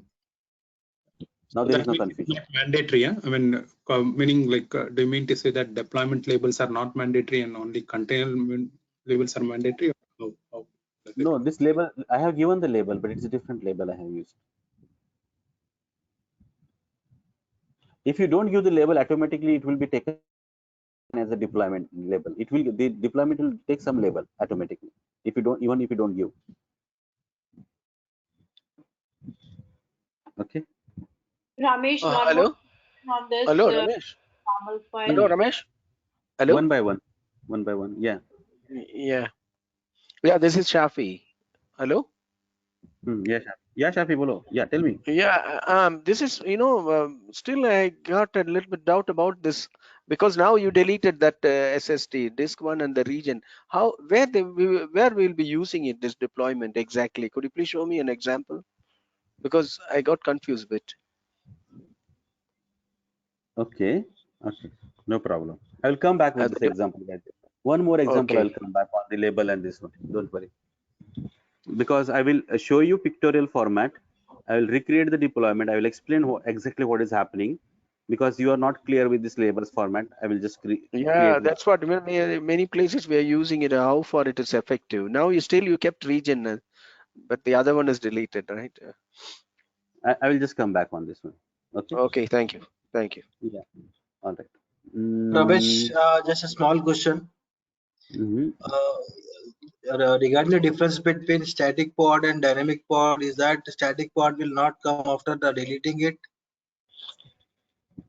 Yes. And dynamic, yes, that is a difference, right? And static dynamic pod will come automatically after deleting it. Yes. Okay, thank you. Okay. One more question, Ramesh, regarding static and dynamic pods. Regarding the deployment.yml file, how will the static YML file differ from the dynamic YML file? There is no static YML file such as, see, only there will be a pod here written. Kind will be pod. If you are using a kind is equal to pod, it becomes the static pod. There are also P as capital, right, Ramesh? Capital P, yes. That is the only difference you see. And then you don't have to use template Okay. section here. You have to directly give the container section. You cannot replicate the pod, static pods.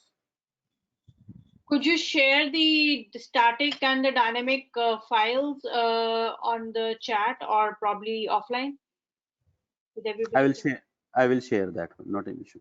And Okay. another important thing is that if you follow the activity guide, guys, whatever given here in the activity guide, okay. So this is Nginx deployment. You can see this is the kind of deployment here. All the files are also given in the activity guide. If you try to follow that, that will be enough as well. Okay. Yeah, but I will give my example. Already I have pasted that in the chat box. Static pod also I will give the that particular stuff. No problem.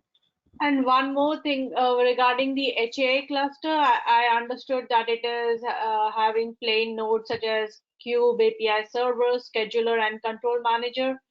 So in that case, what is the Cube API server? What does that consist of? Is that something like if I have a project saying I have an automation QA project, then will I be able to scale up or scale down or do whatever with it on the cluster or see the results on the cluster? I don't know. Maybe I wasn't clear on that front. Sorry. So you are asking about the Cube API server, right? Correct. Correct. Okay, so Cube API server is the interface between the user and the cluster, in short. Okay. So whenever you want to deploy anything, you have to inform to the Cube API server by using some commands or YAML file kubectl command. It will be given to the API server, and API server will take it further. Scaling down, scaling up, and everything will be taken care by that. So in short, you have to keep in mind that API server is the interface between the user, maybe a developer or maybe administrator or anybody, and the cluster. Okay. So where would my project be if I am supposing I'm a QA or I'm a dev? If I want to put a project and test it, how does it look on that front? So what should I use? Okay. So if you want to do that way, then you have to create a different namespaces called as a production namespace, development namespace, testing namespace, and put your deployments inside that one, inside the namespaces. Okay. Yeah, and give the then we will be seeing the how to assign the rights to the users in the RBAC lecture. Yeah, we have the session called as RBAC session. Over there, we'll see that how we can give the permission to the developers, different permission for the developer and testers as well. Okay. Thank you, Ramesh. I would wait for that session also. Thank you. Yeah, it is there. Ramesh, can I ask one question, please? Mm-hmm. So in this file, the YAML file which you are showing on the screen, kind equal deployment, replicas import is a mandatory, or if I skip that, do you have any default replica for that? Only one replica will be taken then. So this can be treated as a dynamic also, right? Because we have replica for that. Now, if it is a deployment, if this is a deployment kind, correct, and if you don't specify replicas here, it will create one replica by default. So is this can be taken as an example of a dynamic pod? It is a dynamic only. Yeah. If you are using deployment, it is a dynamic. Okay. Only. And the second question is like you have shown one example, which was a nice example regarding a namespace. Okay. So you have created a namespace, K21, and then created our resources in that. So I think the person in our team has asked, like, in case if you want to create another namespace, so do we need to again how we come out of that existing namespace like K21 and we have to create another one? No, you from the K21 also you can create the new namespace. It will be created in the cluster only. You don't have to switch for that, creating a namespace. Okay, okay. I thought like we have to come out of that namespace to create a new one. Okay. No. If you are logging with the normal user, Mhm. then only you have to switch to the admin to create it. Otherwise, it will not allow. But otherwise, Okay. right now we are doing with the root user. We are doing with the kubeadmin user, which is a root user in the cluster, and we are able to do it. We don't have to switch it to create the Okay. namespace. Yeah, Yeah. one question. So Thank you very all much. the, yeah, Sorry, Ramesh, one Ramesh. question. Sorry, All the so calls. for disturbing. Ramesh, can you please pick question from the chat window first so we can answer the chat questions Yeah, sure. I thought instead people of are asking from. asking it live. Okay, Yeah, guys. So Ramesh, let. one question, Ramesh, lastly. So you said like API server is an interface between the client when we make the calls via the kubectl. So are those REST API calls or the regular soft SDK calls? REST API calls. REST API calls only. Okay, internally the commands will be converted to the kernel commands, right? Whatever we give via the kubectl. Yes. Okay. Yeah. Okay, got you. Thanks. Thanks. So guys, let me pick up the question from the chat box. Otherwise, they have taken the effort to write it. Please just hold on for some time. I should follow this process. Thank you.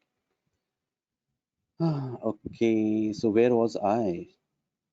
So Sumanta has asked so many questions. Is pod definition format is specific mandatory? I mean, Ramesh, sorry, Nilesh here. You are skipping my questions. You were last time at the Vivek questions. So after that, my question was that yeah, how? relating. Yeah, sure. One second. Piyush, how we can make sure that these questions are not skipped? How I can make sure that? Is it there is some other format we can?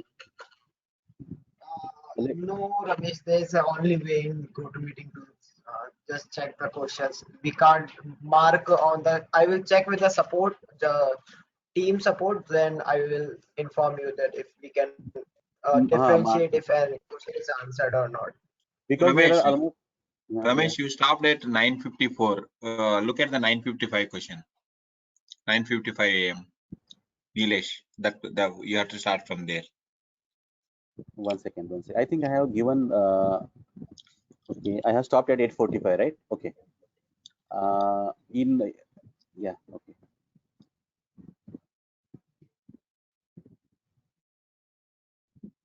Nilesh, I have answered your question, right? No, I have another questions later on. After Vivek asked you if template also created. After that, I pasted my another questions. Let me rephrase. I was in the let's say Vivek's question, right? In which scenario we Yeah. create deployment NRS? That is what his question was, Yeah. right? And after that, you are starting to explain all those things, right? Okay. So Kamlesh is asking static spot created via kubectl run pods. Okay. Yeah, you can create by using YAML file also, or you can use by using the kubectl run pod command also. Yes, Kamlesh, that is correct. I think I have discussed about the dynamic and static pods now in detail. Created via deployments. Yes, if you are using a deployment kind, then it is a dynamic. Kamlesh, I hope that I answered your question. Yeah. Anthony, Thank you. and Anthony is asking why burger. So it is just a namespace. I can use any namespace, Anthony, for the deployment name. I hope that is clear. So Ranjit asking, okay, that is the answer given. Okay, thank you. So deployment always happens in default namespace. No, I switched to the GAN to the this namespace K21, and everything is getting deployed inside the K21 namespace only. Okay, so if you are in Ramesh, the sorry, default, concerning my question, why I said why burger, when you were creating a namespace, you used burger, but when you were trying to write on it, you used /burger. Did you create a directory before that, or because I know when you use slash, it's like you are jumping to a directory. So I don't know why you use /burger and the namespace was burger.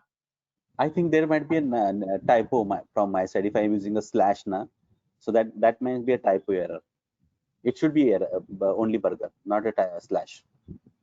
Yeah, because I saw slash, so that was why I was confused. No, that might be a typo from my side. Okay.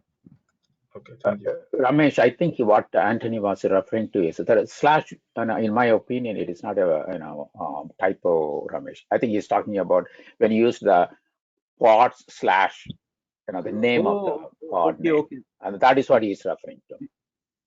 Oh, I got it now. You are saying this one, right? About this, right, Anthony?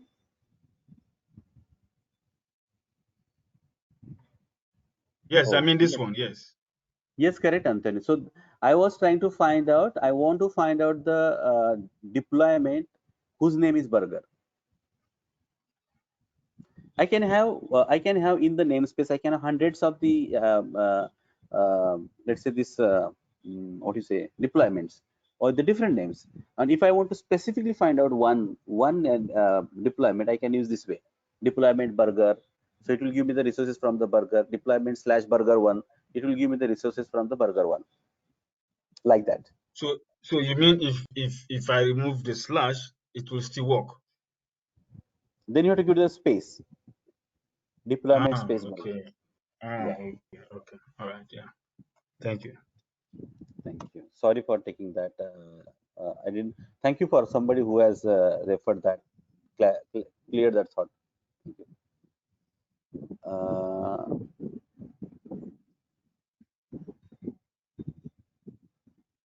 Okay, now this is done, guys. Anthony question is solved. Nilesh, yes, you are correct about this one. Abhiram is asking. Sorry, which one, Ramesh? Okay, you said about the Banerjee, right, sir? So yes. Okay. No, but Yeah. still my one question is kept. Should I ask now? Which one? Which one? I have answered your questions, Nilesh. No, Which one is I left out? asked. Which one is left out Yeah, now? just open the deployment script. I want to ask question on that. No, is it there Actually, in the? Which is there in the chat? Is there any chat in the chat box? yeah, it is in the chat, but you already skipped that one. That is why I want to ask you. Just open the deployment YAML. I want to ask one question. Yeah. Okay, so my question is that in the last spec in container, you didn't mention the label, but you mentioned in the template. So that template label will get applied to the container. So my question is that if I mention the 10 containers in the spec without the label, but I mention the template label disk is equal to SSD. So it means that disk SSD label will get applied to all those 10 containers. Am I correct or how? No, see, basically, if you want to if you want to create a template for the 10 containers, you have to define this section 10 times. You cannot just write a string. Yeah, this will not. You cannot just write this 10 times. You have to use this 10 times, I think. Okay, so for 10 containers, I need to repeat the 10 templates. You mean to say? Right. Because I'm able to see the spec is the part of template and the container is a part of spec.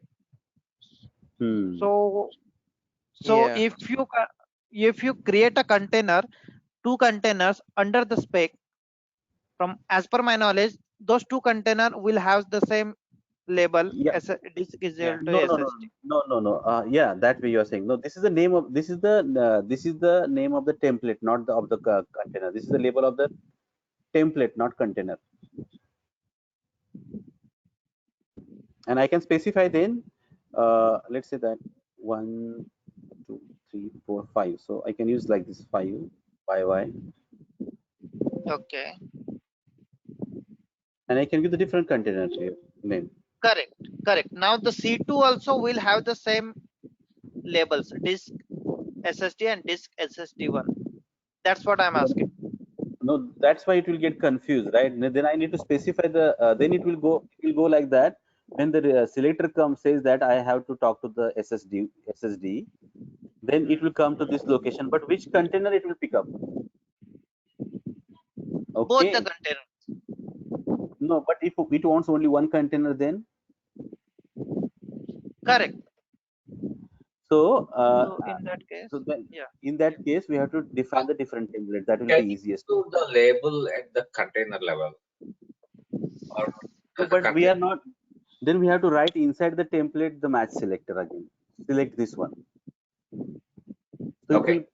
Yeah. Then you have to write here match selector. If if somebody is calling disk is equal to label SSD, then you have to define here that match label is equal to whatever the name you are given to this container, label to whatever the label you are given to this container. So it is, I think it will be better if you use a different templates for the different container set. So, Ramesh, I don't know whether you answer my question or not. So, for example, you got the label at the metadata level and you got the label at the spec level.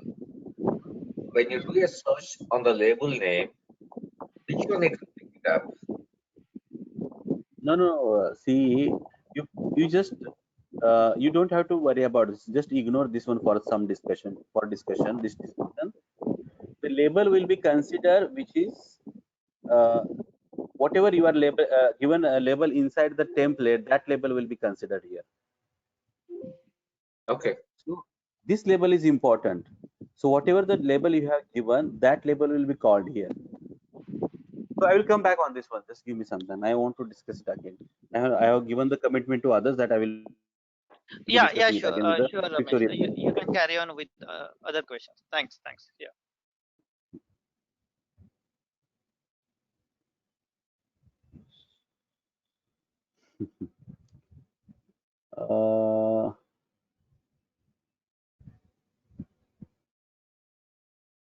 Okay, guys, I think Akhil is asking replicas created to YAML, suppose count is 10 and we can scale down through imperative way. Yeah, I got it, Ramesh, already. Yeah, you have covered it. Okay, thank you. Is there any option? Thank you. Is there any option to scale pods as per requirement like CPU or yes, HPA is there. We'll discuss that, Nilesh. Yeah, Akhil, any question?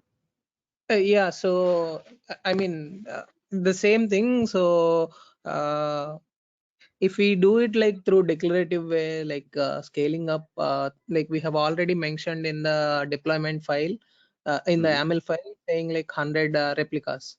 So when I'm trying to scale down through imperative way, will that do right? It won't again build the pods. I mean auto scale. No. Auto scaling is a different concept. It is depending on the resource basis, right? Here, if you want to scale up, just you are scaling up and scaling down. I use either by using imperative or declarative way. It is same and one. No, I mean self-healing. Sorry, not auto scale. So self-healing. So it will not build like already died pods. No, it same impact will be there if you are firing, if you are scaling up by using or killing by using the imperative or way or by using a declarative way. Both impacts will be same. Oh, okay.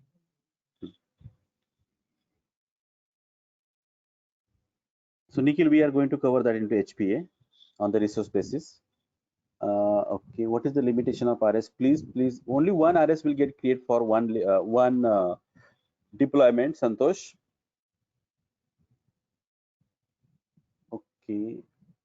Ranjit asking, HPA will come in the picture if you want to. Yeah, correct. Kamlesh is asking, do give all history. Okay, fine, I will give that one. Thanks, everybody. Okay, thank you very much. Thank you. Abhiram, we have seen dry run also. Yes, correct. Sumant has asked me certain questions. Samantha, which one I have not answered? Do I need to answer all the 12 questions now? Is for definition format is specific, mandatory? I mean, can this be customized? Yeah, we can customize this one. But the phone number should be same. Are you there, Sumanta? Metadata, specification, kind, and API version should be there. I hope that I am answering the question while Sumanta is on.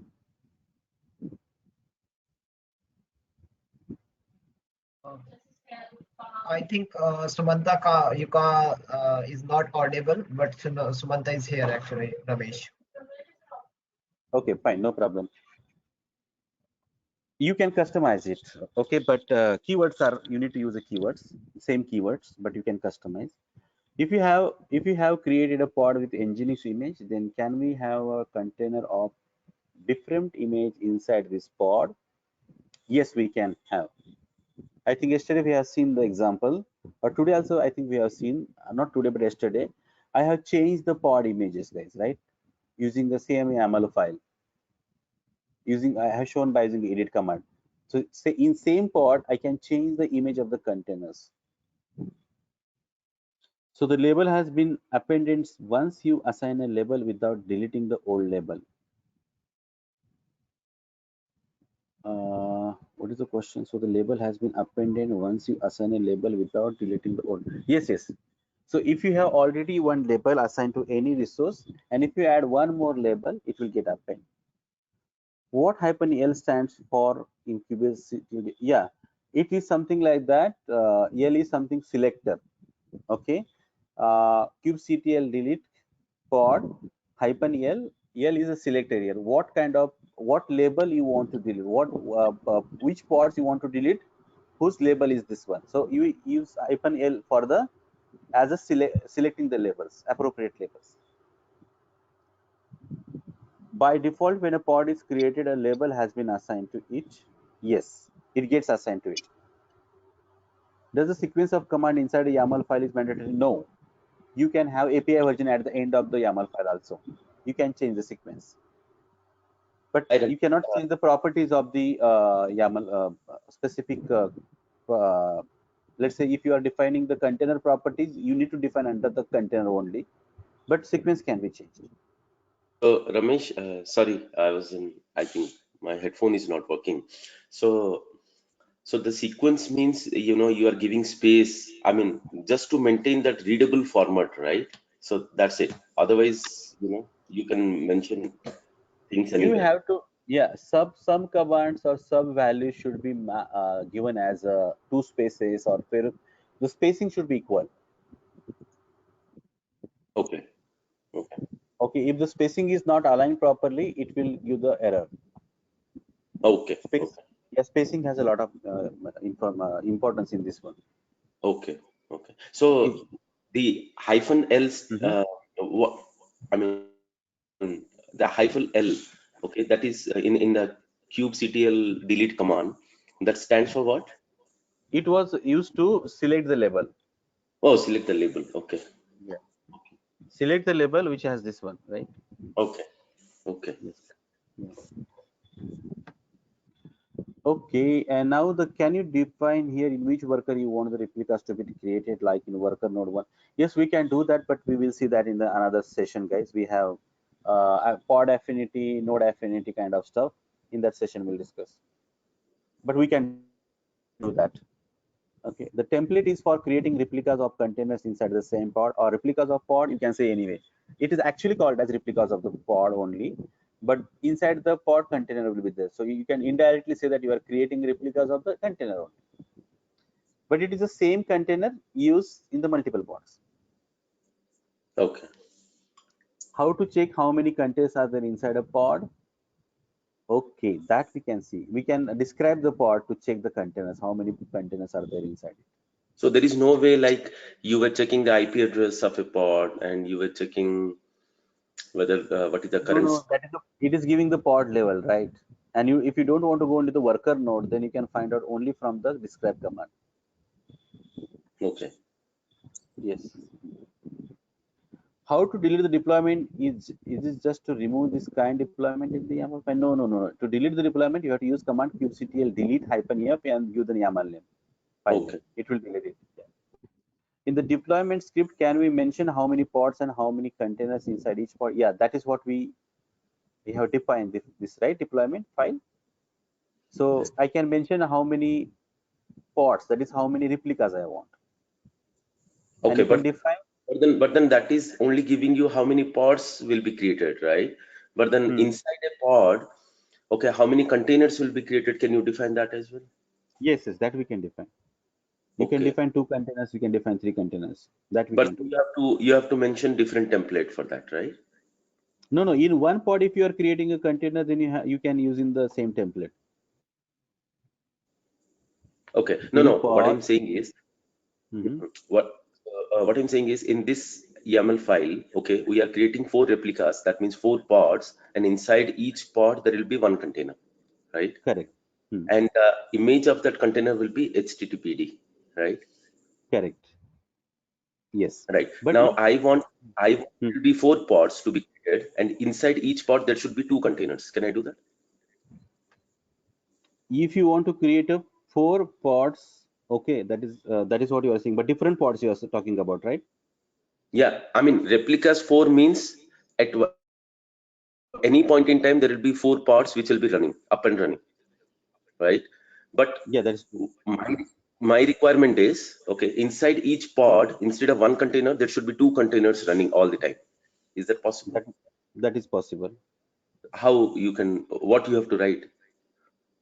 So when I show you that how we can how to create a multi-pod container, Oh, okay, okay. multi-container pod, that time I will be Multi-container. able to. Okay, Yeah. okay. Okay.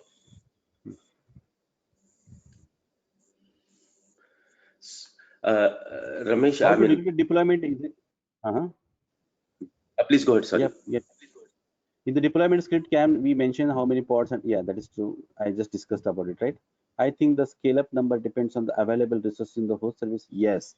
If you have a RAM enough, if you don't have enough RAM and enough CPU, that is going to crash. That worker node will be crashed if you are Yeah. scaling up, right? But as per the Kubernetes, as per the Kubernetes cluster talking about, we need to just find out if I have a, let's say 5 TB of 4 TB of RAM, and if I have a, let's say 120 cores of system, okay, then we can deploy as many as pods, but there is a limit at the higher side. Just try out to search for that one. I will give the answer because I And have given the exercise to everyone. I think that is where the scheduler will come into picture. Okay, so it will not let the node to crash. Rather, it will give you an error. Okay, that no enough resources are not available or fail to create because of. No, even if you have enough resources, there will be some limit. There is a limit, upper limit. Okay. Okay. Ramesh, just to add, so in such scenarios, is there a way to spin up a new node and spin up new pods on the new node? Yes, that is very much possible. All right, okay. Amrik Singh is asking when we create a new pod, it is also. Sorry, I mean, I have one more question. Okay, so when you say that, because when you defined replicas 4, right? Okay, and you showed us that, you just killed one pod, you deleted one pod, okay, and automatically it is creating one more pod. Why? Because you have defined replicas as 4. Okay, Right. so for example, inside a container, there is an application which is up and running. Okay, and you accidentally deleted one pod. Okay, but as the replicas were already mentioned in a YAML file as 4, so it is automatically going to create that one more additional pod, right? So what is going to happen to the application during that transition period while deleting and then creating a new pod? Nothing will happen. So the application will be up and running? Yes. Oh, wow. Okay. Thank you. Since we have other 3 pods available, right? So the load will be transferred to the other 3 pods. Am I correct, Ramesh? Correct. Yes, that is what we are going to see now. Yes, yes, absolutely correct. Okay. So, And you will but learn like that. in case if some transactions are going on that particular pod, what will happen with that? Yeah, that will get declined. That will get declined. So I think then there will be a loss of data. Yes, of course. For that transaction, there will be loss of data. It is the case So there is everywhere. there is no session stickiness we can maintain across the pod, Ramesh. Yeah, that you have to do. You can do the static stateful voltage, right? Yeah, you can do that one. Yeah. But see, I will tell you one thing, guys. I will tell you one thing. In case the transaction is not written inside the particular pod, let's say one pod has been chosen and you are writing some data inside that one, and suddenly that has been gone down. So whatever the transaction is happening that time, it will be definitely got dropped that time. But if you have another mechanism at the load balancer level that is called as a sticky bit or something like that, if you have enabled that, then the transaction can be shifted to some other place. Okay, and so the moment from the state has been maintained, it will be carried from the second pod. So you need to have the intelligent load balancer to have the statefulness inside the application. Okay, so it's a normal architecture which we follow in the transaction base. Okay, fine. Yes, Thank yes, you. it is same thing. Yeah, it's the same. Okay, hi guys. Sorry to interrupt everyone. Ramesh, this is Atul here. Okay, Yeah, yeah. so I think we saw in the message, I saw a couple of messages. So guys, I'll request everyone to, especially those guys who are from the older batch, to hold your questions only when Ramesh says that, okay, we are opening for the questions, please. This is important. Otherwise, it will break the flow or interrupt the guys who are trying to do or are beginners. Um, and it will not be a good experience. So let Ramesh answer all the questions. Oh, sorry, let Ramesh explain a particular topic. If you have any questions, keep posting them in the chat window.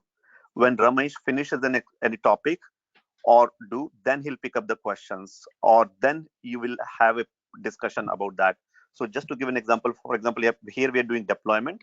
So he will explain all the parts in deployment, and then he will go and look at the questions, and then you talk about that. Ramesh, can you follow that, please? Because it's very important we Yeah. follow that structure. Please, it's very Yes. important. And who's the moderator with you? And I'm going to point to that as well. Piyush, can we follow that, please? Okay. Now, guys, if you think that once or twice here and there, if there is a question or there's any problem, then I can understand that. But please don't interrupt in every point, because otherwise it doesn't become very good. I hope everyone agrees with that. Anyone who disagree or have a different opinion with that. Now, what I'm trying to, but with that, I want to ensure that we will not leave any question unanswered. If we can't finish your question here, I'm in the group WhatsApp all the time. I'll make sure that we can add some bonus classes.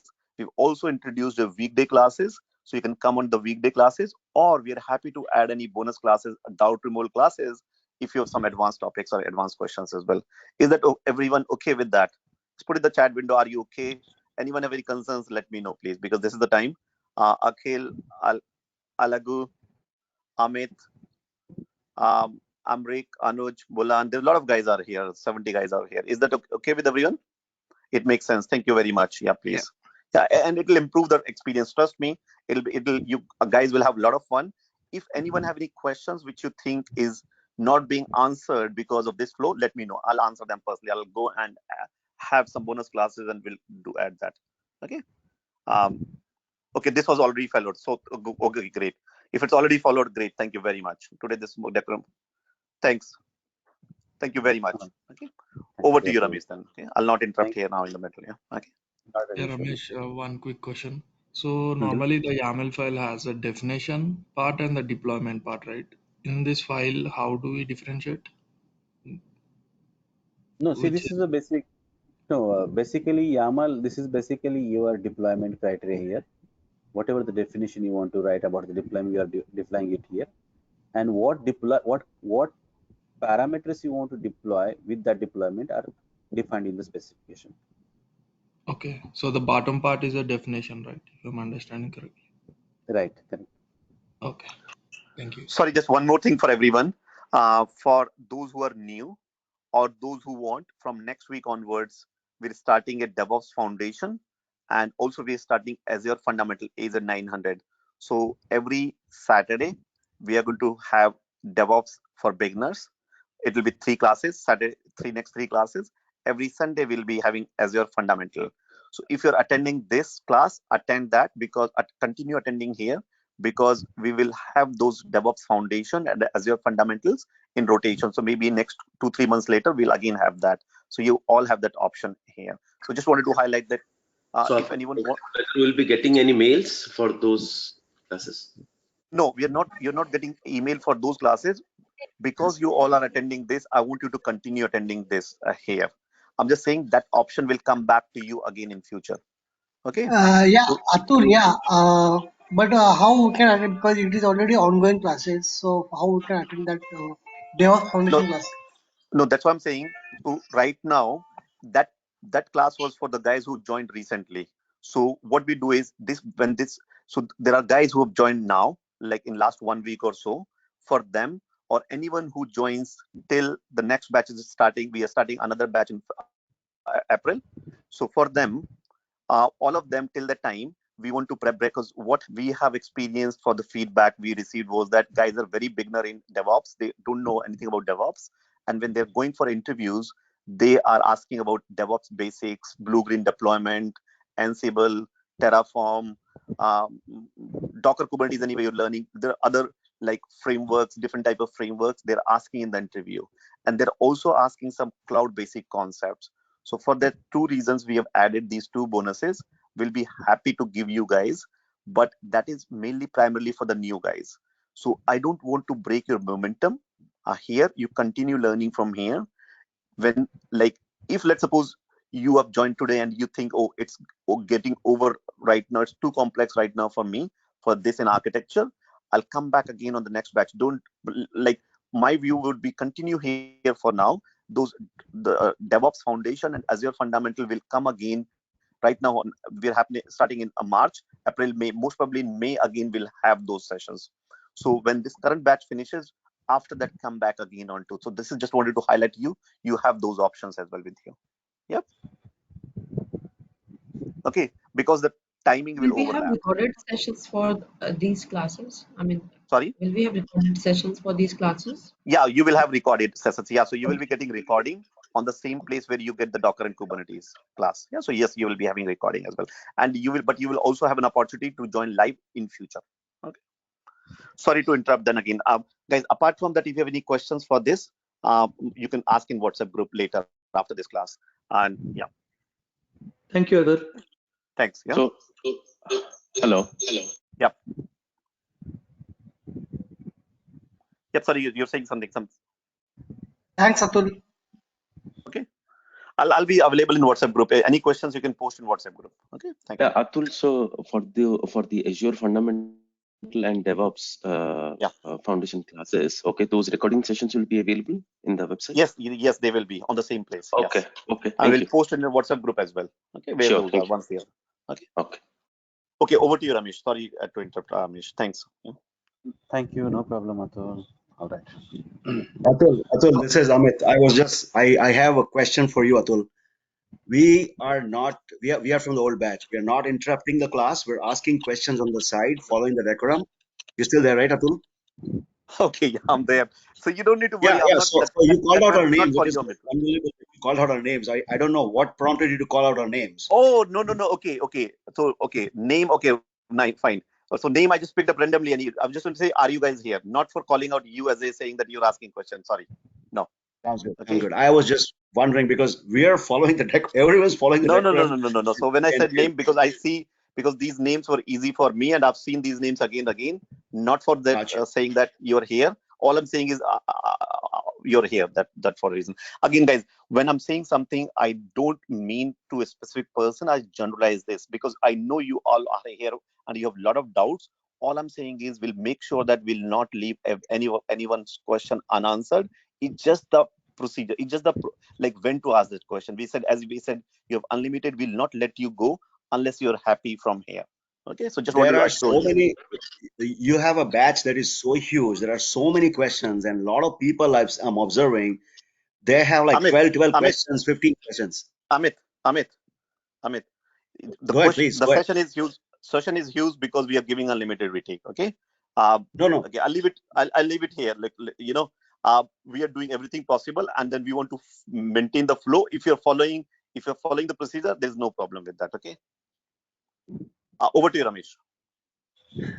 Okay, thank you. Amit, just one thing, Amit. Sorry, I just posted for one request for timing. So if you can just see that and post it. Yeah. For the daytime changes, no, 1 hour before. Unfortunately, no. Like we have already done many changes, and I don't want to because it will impact our rest everyone. So sorry for that, Abira. Whosoever Okay, asked no, those questions. the 1 hour change was there. That's the reason. Otherwise, I won't have. Yeah, no. We'll see that. I'll have a look. I'll have a look at it. It'll come to me. Yeah. For people in India, it will be favorable, no? Going before. Yeah. Okay, I think we've already cut down the 1 hour. It was that earlier request from doing from 4 to 3 was from whom? Atul, I have one suggestion. I'm Sonali. So I wanted to let you know that online, if you Google it, there are many blogs or forums of questionnaires. So everybody can post their questions there, and whenever Ramesh is offline, he can go ahead and answer them on the blog so that it becomes easier to coordinate the session and we can all learn together and view each other's questions. Sorry, Sonali, I'll speak to you personally separately. I didn't realize, I didn't understand it. So guys, you have here, and I'll speak to you separately, Sonali. And we have Okay. WhatsApp group, guys. Any questions you have over in WhatsApp group? Yeah. Okay, Yeah, over sure. to you, Ramesh. Okay, over Yeah, to you. thank you. Guys, if you have any questions for Atul, please ask him later on. He's available for you always. So please ask him in the WhatsApp chat. Is that okay? Let's continue with this discussion, guys. We have a lot of things to be covered. Is that okay? All right, good. Thank you very much. So Amrik Singh was asking the question when we create a new pod, it also created label run pod. Is the default one? Yes, correct. Can we create various templates into different YAML file and give its reference to into the selector? Yes, we can. We can do that. We can do that. Ramesh, And can you please give some sample for that purpose? yeah, I will. I will try to do that one. I will try to. Okay. I need to create it. I don't have right now handy with me. I need to Okay. create. I'll check Yes, it. please. Thank you. Yeah. If you just mark this question, if we are able to do that, that will be great for the people. So when we will use scale up, scale down in imperative way, will this create a replica? Yes, it will create the replica set as well. Yes. Okay. Both the Okay. ways. Thank you. Santosh, I think we have discussed about the difference between static and dynamic pods. I hope that it is clear now. Okay. Partha is asking what is static and dynamic pod.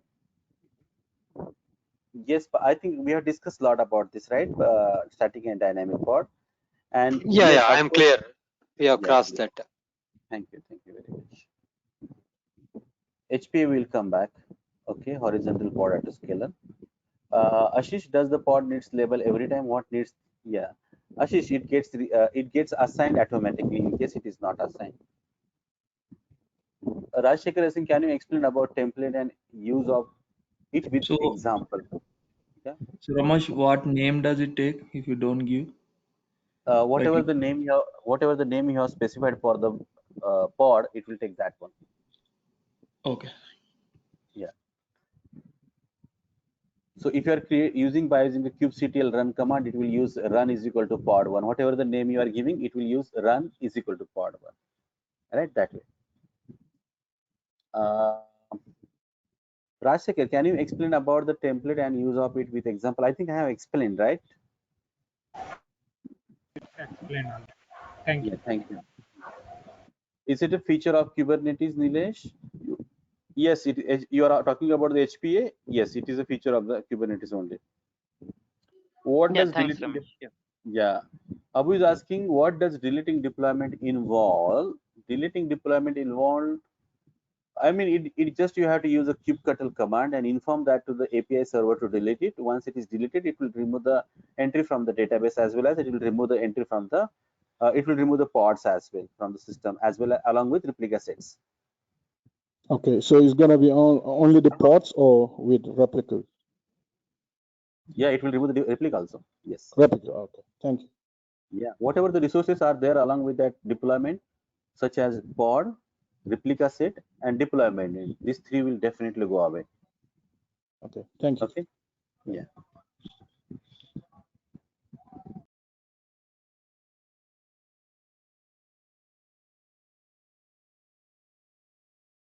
Okay, Anuj is asking labels can and or operations being used on labels to stop all the pods having label environment is equal to dev and region equal to US is equal to west. In the imperative way, I have not yet used that way, Anuj, specifically. Yeah, I have not yet used that way, but this is something which I need to check. Cool. Okay. One label, it's fine. But if you want to use multiple labels, I need to check it. I will check and I'll come back to you.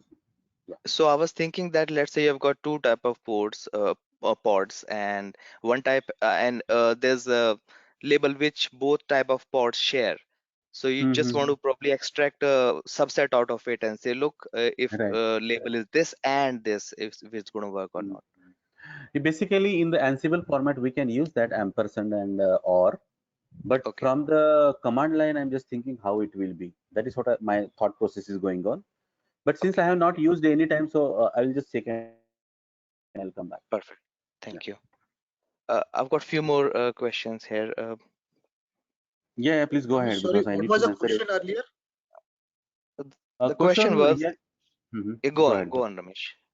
Question was this one. Anuj has asked very question that can we, if there are two multiple labels are there assigned, and if you want to face the two labels to determine some action, can we do that using the AND operator or operator? That is what his question was.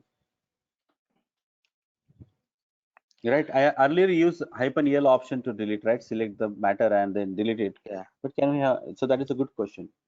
Yeah. Can you ask me the question? Yeah.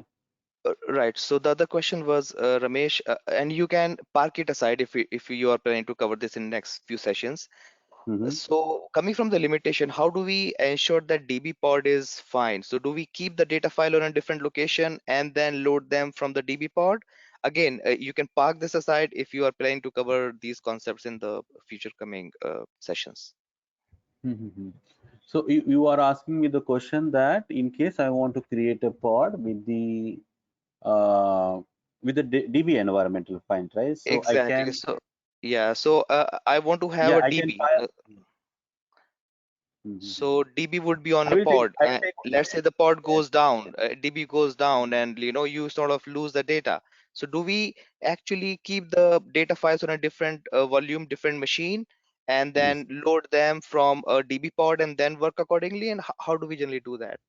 Normally we will definitely discuss in the volume section, but Okay, yes, we have to create the volumes, persistent volume, and from that we can attach that to the pod. So normally you should never keep the important data inside that, but you can definitely map it to the volumes inside the host. cool. We'll see that Okay. in the volume. Yeah. Perfect. That's fine. Thanks. Persistent.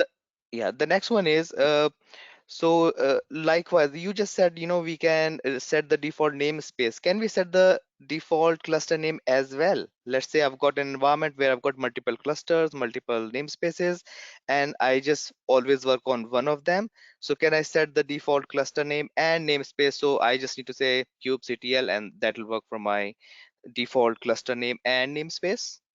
Yes, you can do that. Yes, you can Okay. do that. Yes, you can do Okay, that. so it's just probably a certain command that I need to figure it out, is it, or something you Yeah, can it is share there. later on? I will see. I will give this command in the Perfect, Kubernetes context session. perfect, Already, I think in the last session I have given, but I will give the for the another batch I have given. I will give it in this batch also once our session comes. That lecture perfect, comes. perfect.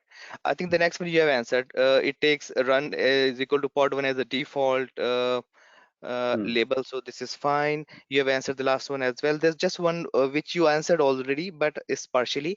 So as we said, let's say we have got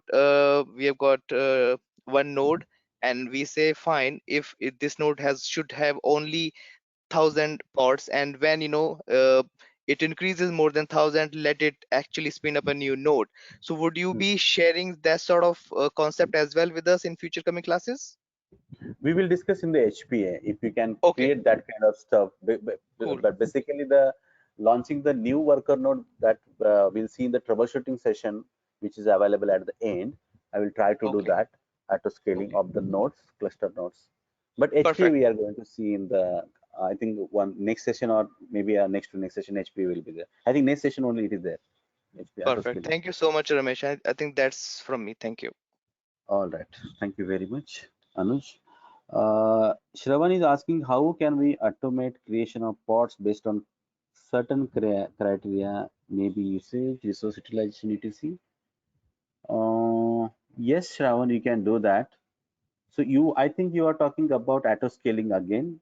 If my usage of the pod going, CPU utilization or RAM utilization goes more than 70% or threshold value which I decide, create a new pod. Yes, that is possible, and that we will be seeing in the HPA session. That is horizontal pod autoscaler. Is that clear, Shravan? If you are there, you can speak with me. In case you have any other doubts, you can ask me. Okay, I think he's not responding. Tulsiram asking, static pods are managed directly by the kubelet daemon on a specific node without API server observing. Okay, I think we have discussed about this, right, Tulsiram? Okay. Ramesh is asking, is kind is equal to port static one? Yes, absolutely correct, Ramesh. Getting a localhost 8080 refuse from the master, that is a good question, Abu. What you need to do, you have to make sure that your kubeadmin.config file is etc kubernetes admin.conf file has been copied to the home directory of your current user as config file. Yes, Abu, can you hear me? Yes, I can hear you. So is that clear? What I hope that Can you repeat it again, please? Sorry. Yeah, what you need to do, you need to just copy. There is one command which we have used. Okay. Ramesh, do you mind repeating the question also? His question is that, just one second. His question is that I'm getting an error called as 8080 refuse connection. So he is not able to connect to the Kubernetes cluster. So answer I'm giving to him is that etc Kubernetes admin.conf to home directory. Let's say you are using a root user. Inside the .q folder, copy as a config file. That should solve your purpose. It should solve your issue. Okay, are you using the root user only? Yeah, I was using the root user. Yeah, so then it will solve this issue.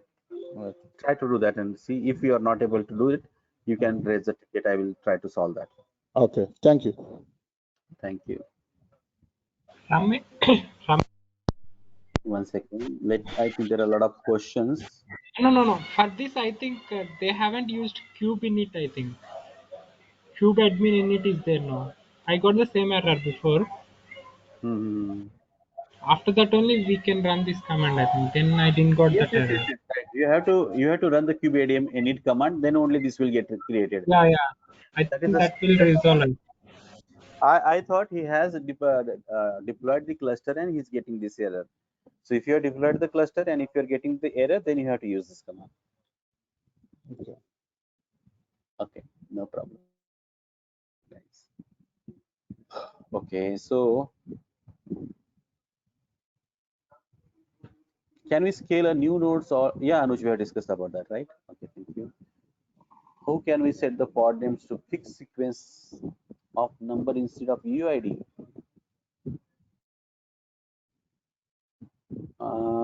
Mishra, Arun, you have sent me a message how we can set the pod names to fixed sequence of number instead of UID. Oh, I think then I need to change the script of the Kubernetes. How to do that, right? Because they have a sequence of set of the sequences which need to be created, which attach the UID number to the pod name. Okay, we need to change the script over there. If the binaries are available for changing the script, then we can do it. Otherwise, not.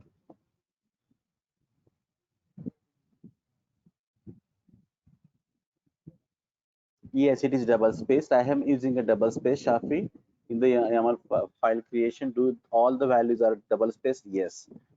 So if you are using 4 space, you can use 4 spaces. If you want to use 6 spaces, you can use, but it should be equal. So double space is quite good.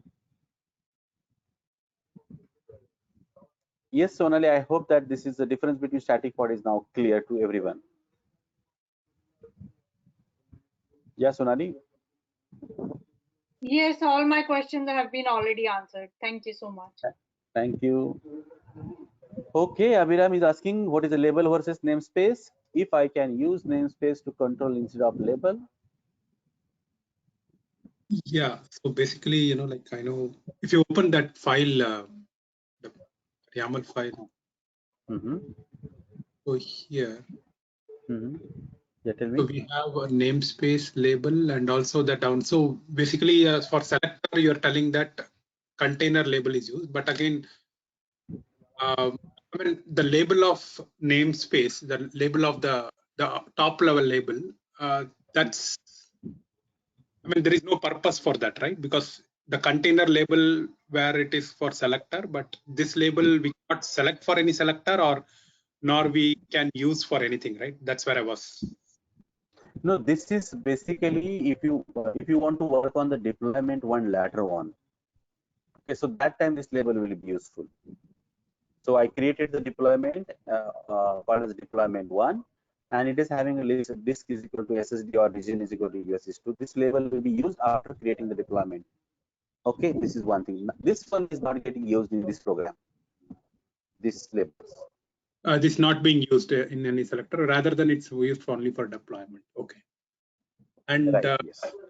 Okay. And also, the second question is on persistent volume. I think someone asked also, and you indicated that DB. Like, I was wondering, like, the persistent DB when it comes to like Cassandra or any DB, like how the will local or Azure store. So those or you want to cover those in different volume section or later, that's fine. Okay. So volume section will be covered in the PV and PVC concept, whatever the way. But another important is that I will be showing you, if the time permits today, I will be showing you that how we can use, how we can create a deployment with database. Okay, if that time permits. So that you will come to know that how to create a deployment, and you can create a multiple replicas of the database also, if at all you want. And the other question was like in exam, we can use imperative, right? Without using YAML, I can be just blindly using imperative and I can pass it, right? There is nothing like they verify, or is it we have to always use YAML? Or just it's from an exam point. Mostly you can use an imperative, but it is important that if they have specified to write a YAML, you have to use a YAML. But otherwise, if it is not specified, imperative will work. Okay.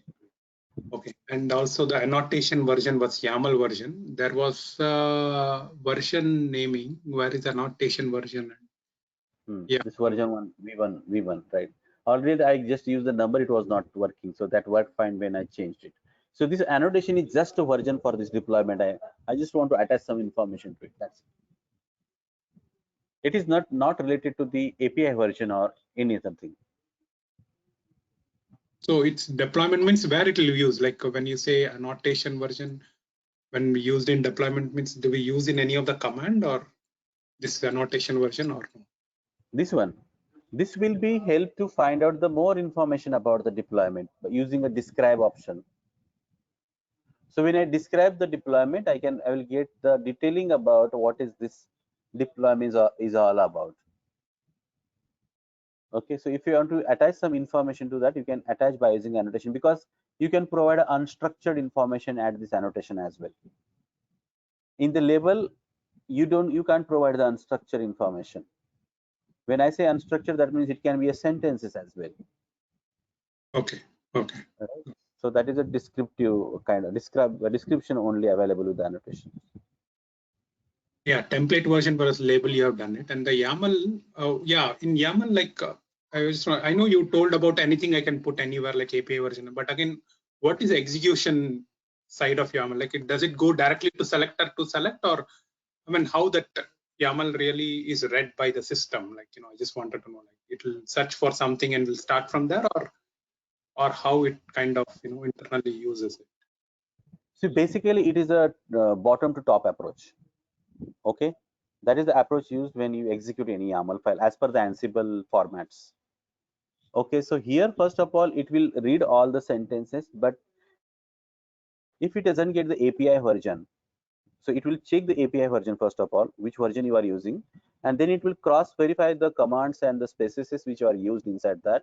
And if there are any errors, it will make the notification. So first of all, it will read the API version. That is one thing. Second important thing is that then it will go for the deployment description. It will create a bucket for you, and then it will try to put all the components inside that bucket. So you can say that first of all, it will go as per the Ansible, it is use that one. But if you are using, let's say, API version at the top, then it will start from the first of all, it will start from the top only here. And if you are written here API version, then it will go here, and then it will start reading from the bottom. Ramesh, sorry for bothering you. Do you have any other class for today, or just question and answer sessions? I need to cover all the questions and answers, if you don't mind. No, that's fine. But if there is any other topic which you are going to take today? So what is the time now? I have not taken a break also for today. Yeah, already only 20 minutes are left. I think 30 minutes are left maximum. So I will see if I can take the topic. I think I'm about to finish the questions. Okay. So I will Okay. take Okay. the topics. Yeah. Thank you. And so the other question Ramesh, is that go ahead. Ramesh, one question. Do we have any command saying that these many objects, Kubernetes objects, are available in Kubernetes? Objects you mean that kinds and everything? Yes, you can use the API version command, API resources. kubectl API resources command will help you to do that. I'll give that. I'll show Okay, that. and yeah. So let me finish the Abhiram's question, if you don't mind.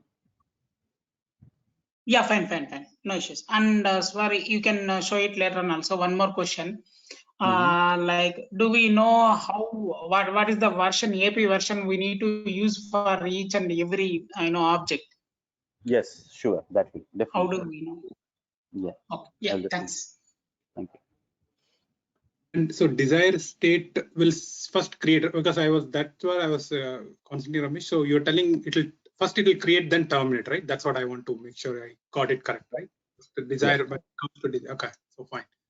And dry run also shows, because I know you were executing it, and that's, if I have an error in the YAML file or anything, the error will be also shown by dry run, right? Even though it does not execute. Yes. Correct. Okay. Correct. That's what dry run. Okay. And the question was how to decide on max replica. No, that is completely depend on the resources which are required. So that comes under the architecture level. I think completely based on how much load is there, how many user concurrencies are there, that you need to consider. If you are going to have 1 lakh hits per day, then how many pods will be required? That we have to calculate. So you have to understand the business requirement first of all. Then only we'll be able to decide this one. So do we have any documentation on that, Ramesh? Like, if you want to, it may be a big topic, but again, anything reference there, because that's something from administration perspective they always ask for that. I can refer that. Yeah. So when we have a troubleshooting session, please do ask this question again. We will try to discuss about the capacity planning in that session. Okay. Yeah. Capacity planning. Yes, correct. Yeah. Okay, Pramod is asking, with the deletion of the static pod, we will lose the data, and Pramod, can you ask the question if you are there? Yeah, I'm here. Like, he said, like, one of the limitation of the pod is like there is no persistent data, isn't it? By default. By default. So now when you create a pod and when you define a replica set, and when it is creating, like when you delete one replica and one container, and it automatically is creating because it's a part of a deployment. Okay, so because by default it is not a persistent data, so whatever the replica you are creating, it comes with the fresh. It's not going to preserve the whatever the earlier state of the container, isn't it? I mean, like when I say state, like whatever the internal data are, that still needs to be addressed with the volume or any other persistent possibilities. Right. Yeah, yes, we have to address with the help of volume. Yes, correct. Okay, yeah, that's what I just want. Yes, correct. Yeah. Sonali, I have answered your all questions. That is what you said, right? Yes, you're right. It means if you delete the deployment, Amit, do you have any question, or I think that is answered? Yes, I think we're good. Yeah, I just had a question that when you did the deployment and with the what was the switch you did a deployment with just hosting it without creating it. Forget the name of it once. So and when you and when you showed it, when you try to elaborate on the pods, it did show up. So I was just curious that if that switch really takes into account or not, Which one? Dry run, right? Dry run, yes, dry run. Yes, sorry, Yes, was missing out. Yeah, if you are not using a dry run option, then it will create the deployment, as well as it will. If you use Hypernova YAML, it will display the YAML file as well. But if you are using a dry run, it will not create the deployment. It will not deploy any resources inside the cluster. It will just display the YAML file. So where I was confused was So Ramesh, where I was confused was when you created the pod or the replica, in this case deployment with a dry run, it still showed as a pod, despite you. So when you did a burger, when you said I'm creating a pod with a burger with no with a dry run, it still created somehow. So there was that confusion.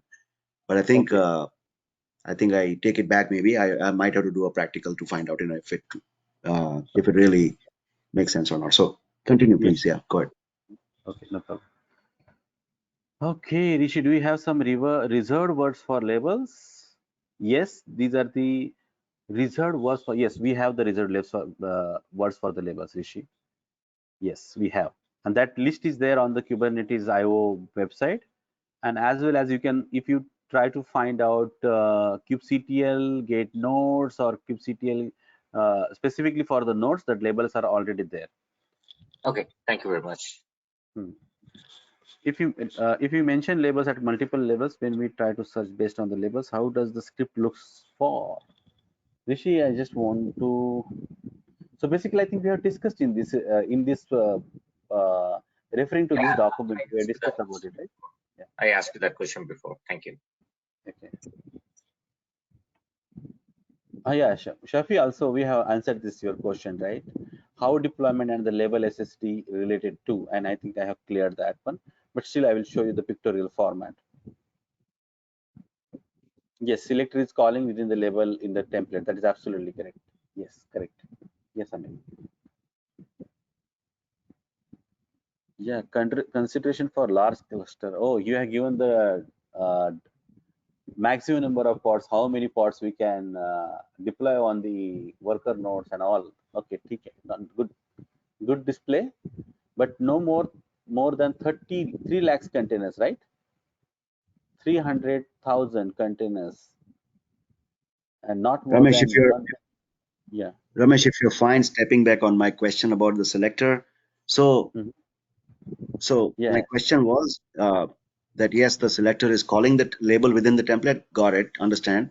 But the template could have n number of labels also, right? Which is also possible, and which you said yes. So can the selector select more than one label? Because it's a label selectors, right? So in that case, you could have more than one selection as well, right? I mean, so if you give here match labels, disk is equal to SSD, and let's say one more label if you ask for the selector, okay, then it will check the both labels, and then it will accordingly it will take action. yeah. You So need to that's specify all. the two labels here. Yeah, correct. Then it will That's check. all. Yeah, right. Yeah, Anuj, I think that is your answer. to someone asking that, and to someone asking the question, how will I have more than one pod, more than one container in a pod? I think right down below the container section, you have the specification of the containers, right? C1. You could have another write down saying, hey, I need another container name C2, right? Or something like that, which will be Nginx, let's say. And you can have, yes. You can define you like can this have one. that, right? Yeah. You can define So like in the same spec containers, you can have say minus name C1 and then another container spec with minus name C2, right? That's possible too, right? Yes, it is possible. That we are going to see in the sidecar container discussion. That's great. I have a question here. Can I ask?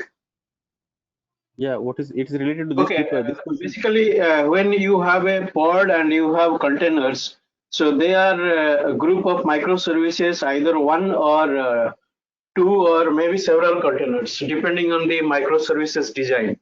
So that means it is not necessary that pod requires only one container. It depends on the implementation. So that is correct? Yes, it is correct. Yeah, that means one pod or say 10 pod, they will have all these 7 containers. You can have multiple containers also. Yeah, no, means I mean if microservice it requires 7 containers as per their design, so there should be 7 containers. It should be there. Yes. And yeah, I have one more question. I did not join from the beginning, so I missed those things. Basically, when you have these worker nodes and control nodes assigned, so you have kubectl enabled there. So how these things is done? Okay, do one thing, Mishra, right? You are. Yeah, Arun, yeah. Yeah, please, Arun. Do one thing. Please go through the recordings once before coming to the. Yes, And yes, okay. if you Yeah. have any specific question related to the deployment or installation of this one, Yeah, or I just started yesterday about the recording, so I could not finish. So I will go through all the recordings. I Thank you. request you, please do that. Okay, thank you. I hope that answered that question. Ranjit, do you want to specify anything on the, or just this is very good information provided. Thank you very much for that. Everybody can refer that. Anything specific that you want to ask on this, Ranjit? No, no, no, nothing, nothing. I'm good. I just provided information to others. Thank you very much. Thank you. Piyush, please pick up this information. This is very good information. It is already there on the Kubernetes drive also, right? Yes, correct. This is there on the Kubernetes site as Yes, well. Yeah. yes, correct. Yeah. So you have completed the exercise, Ranjit. Thank you very much. Okay. According to Amit is asking that according to my info and in agreement with TR, static pod is created without the knowledge of API server, created only under the auspices of kubelet. The dynamic pod is created under the radar of the API server.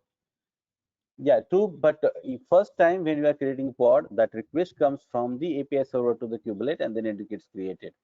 But it is then later on it is not monitored by the API server. Is that clear, Amit? I think I hate to say that, but I disagree with you.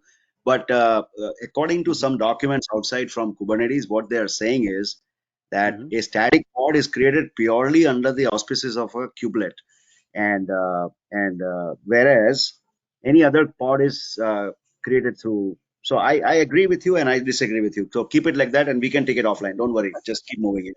Yeah. Okay. All right. No, then that create a confusion now. No. Hey. There is no. It's just I will tell you one thing. That is his thought process. That's okay. I respect his thought process. But for others, I'm telling you one thing. Kubelet is the one thing which creates the pod inside the worker node. Please keep this in mind. If it is a static pod, again I'm repeating, if it is static pod, it is just monitored by the kubelet and not by the API server. If it comes under the, comes under the pod is created under the deployment phase or some other phase, other kind, that is going to be monitored by the API server. However, that pod is also created by the kubelet only. So don't get confused in any way, right? So if you have a, even though it is written somewhere like that one, but under the bottom line is that, and I'm 110% sure about that, kubelet creates the pod, whether it is dynamic or whether it is static. Okay. Okay.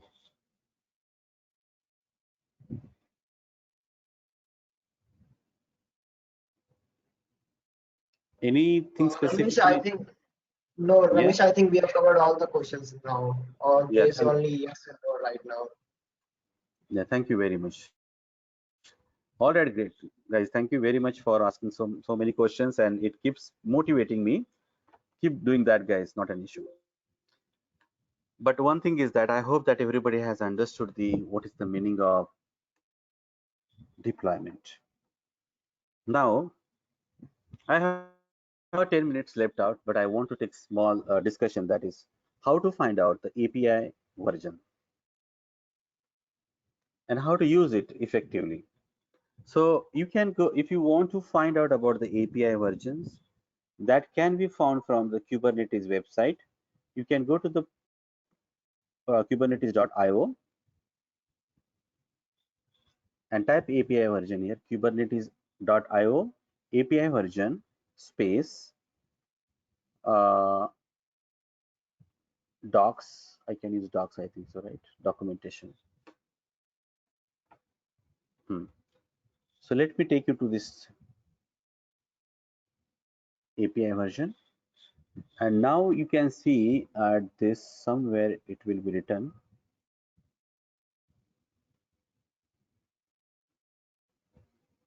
Refer to API version reference. I'm taking you to the API version reference. So at the right hand side, you can see they have mentioned For the testing purpose or for the development, they use the alpha. If it is a beta, that means it is tested properly. The software is well tested. Enabling a feature is considering the safe. Features are enabled by default, but still it is not to be used in the production. And alpha is used, the nomenclature of the alpha is used when that is under the development.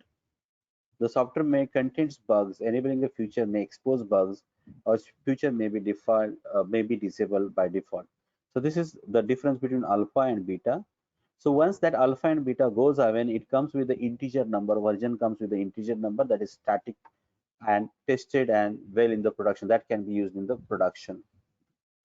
Okay, so API versioning, this is what about API versioning is all about. And now how we can when to use what version, that I would like to show you now.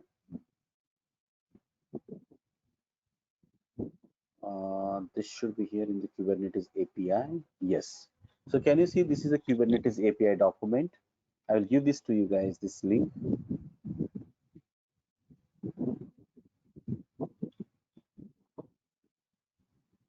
Okay. And now workload resources. What comes in mind when we say workload resources? When we click on the workload resources, all pod, container, imperial container, pod template, replication controller, all these object comes in mind. So what is the version if you want to create a pod, which version you should use? You can click on this pod and it shows here that you should use API version v1. Right? So here you can see that it is used as API version 1. What should be the kind, what should be the metadata, what should be the specification you should use, and status as well. And inside the pod specification, if you don't remember what is the pod specification, these are the, and which one is the array and which one is the just mapping. If you want to see, you can see this. This is the array basically.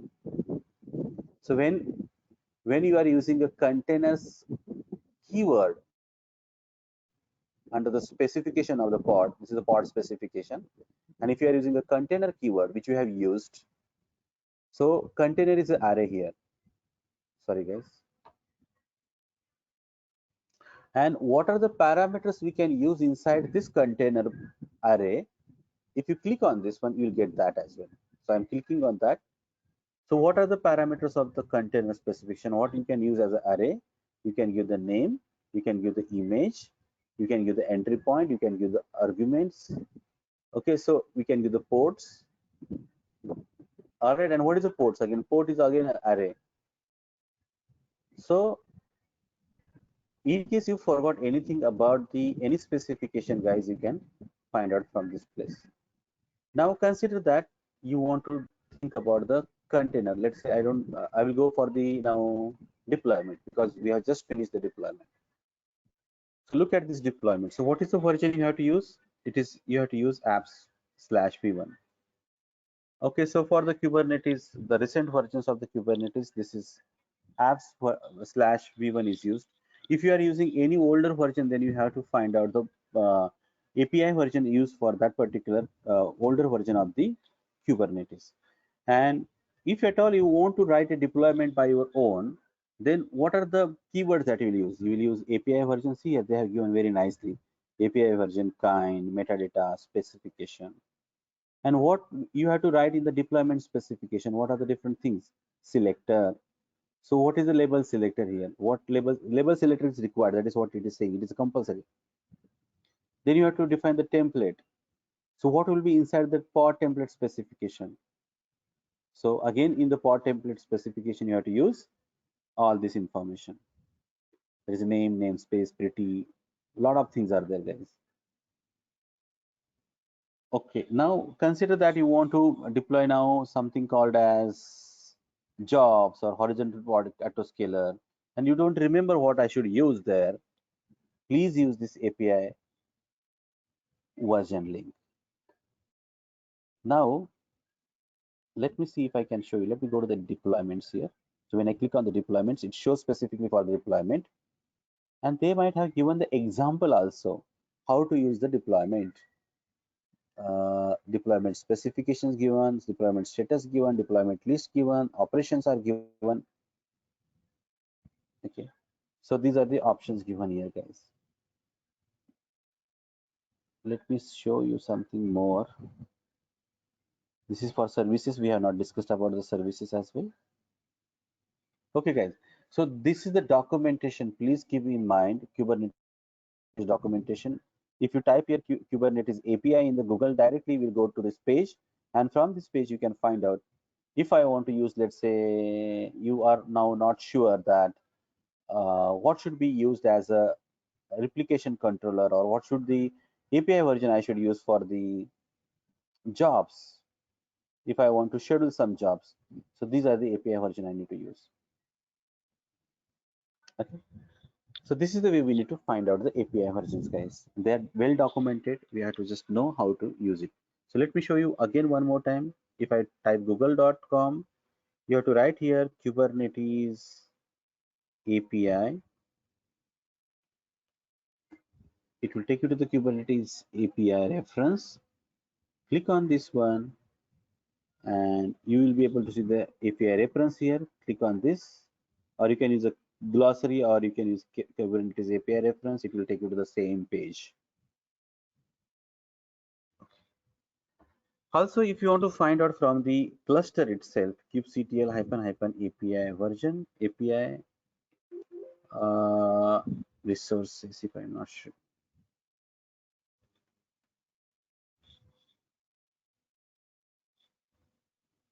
One second. So if I forgot any command, what should I do? I can use command kubectl -help, and it will show you all the commands which we can use inside along with the Kubernetes kubectl command, right? So what I want to do, I want to use kubectl get command. Again, I need a help because I forgot that name. So I can use here API resources. So kubectl API resources command will help you to get this information.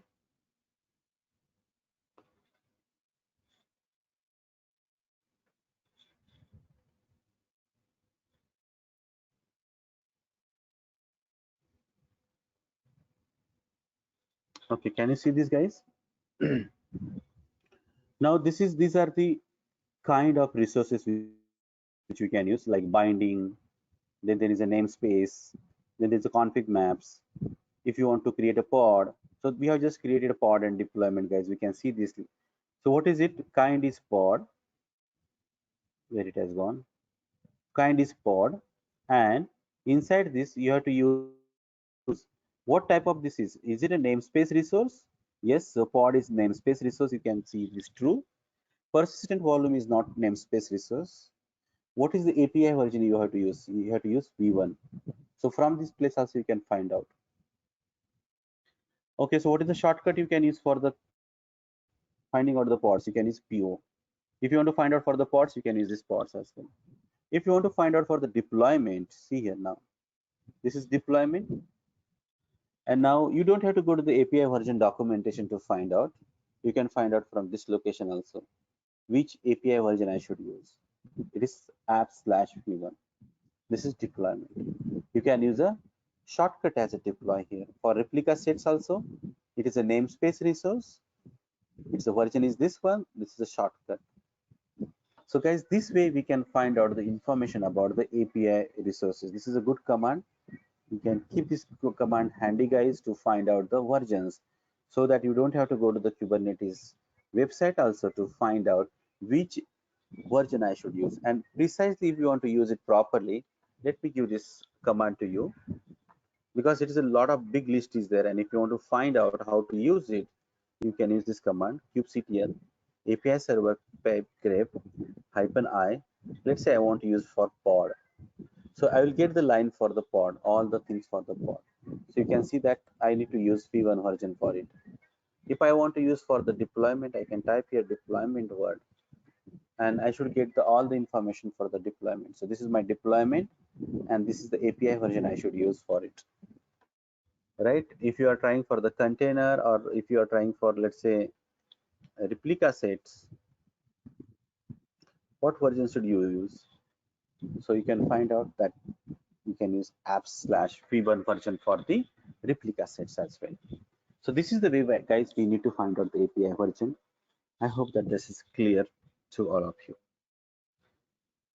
Okay, so guys, we have already now crossed the time. It is already, we have crossed the time of the 3 Hey, hours. Ramesh, this is Vivek. Mm-hmm. So I'm sorry, I'm driving, so but maybe there is noise on the background. Please excuse me. But there is another way to find the API version. I think if you just run the command kubelet explain pods, you will see that API version will be listed. So I think that version we need to use for our YAML file, I believe.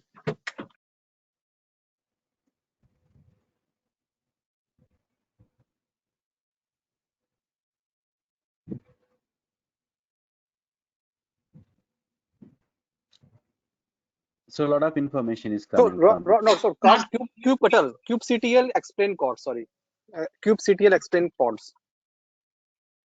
Okay, okay, no problem.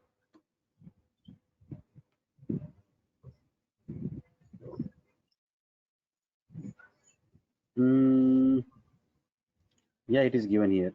So at the starting only it is giving. Yeah, this command was. So I think that's V1 So we need to use.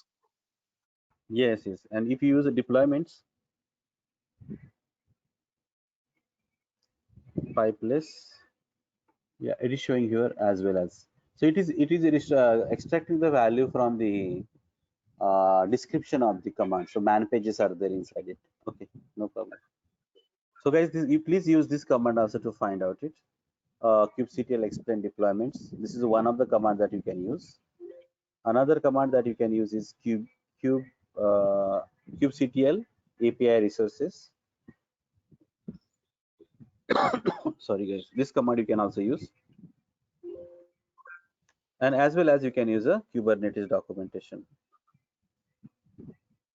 So in the Kubernetes documentation, guys, you will get in detail which is the array, which is the list, and everything that you can find. Here also you can find out that, but this is a you can go and you can find out the explanation about each one over there as well. Kubernetes documentation. So whatever you want to use, you can use. So let me give this command to you.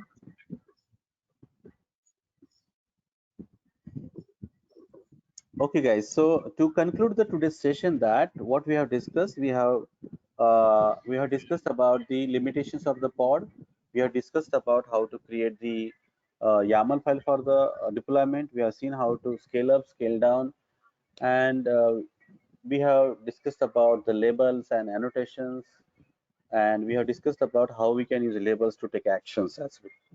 So in the next session, we will be discussing about the remaining parts, such as how to use strategy, deployment strategy. I will discuss about it.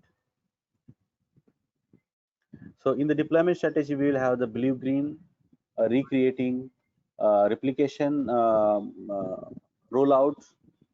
We as well as we'll see that how to roll out, roll back, how to roll back to the earlier revisions. All that options we'll see in the next session, guys. And as well as another important topic that we need to cover is HPA. So auto scaling will be considered there to discuss. See how it goes.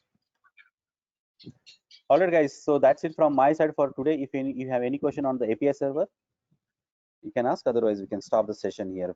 But Ramesh, that networking, I know there was agenda on Kubernetes networking, which was Also missed. Yeah, it is not completed. We'll take in the next session. Because will it be more on load balancing, clustering, and all those aspects, right? Yes, yes. We have to take that one. Otherwise, how you can access the application? Correct. Yeah. So that will be next. Okay, fine. That's what I'm mentioning. So it will be basically the application network depending on the application requirement. So whatever the Kubernetes is provide you the networking part, how to take the node, how to use the, how to access the application by using the services. That we'll see that. It will be application level. When application level, or Ramesh, is like not a load balancer or those kind of things, or what? So it is denominate. What is called? Sorry. Denominate. DANMNET. Daemon sets. Then not daemon set. Denominate. Denom data network. Data management network. What is your question? No, the application, say, once the pods are created, the applications will require specific networking capability to communicate inside and across Yeah, to external to the system. So for that, there should be some networking configuration which is required to be applied, and it should be basically, it depends on the application. So we will. normally in the specification for the applications, so their networks and IP address, they are all supposed to be part of the network planning.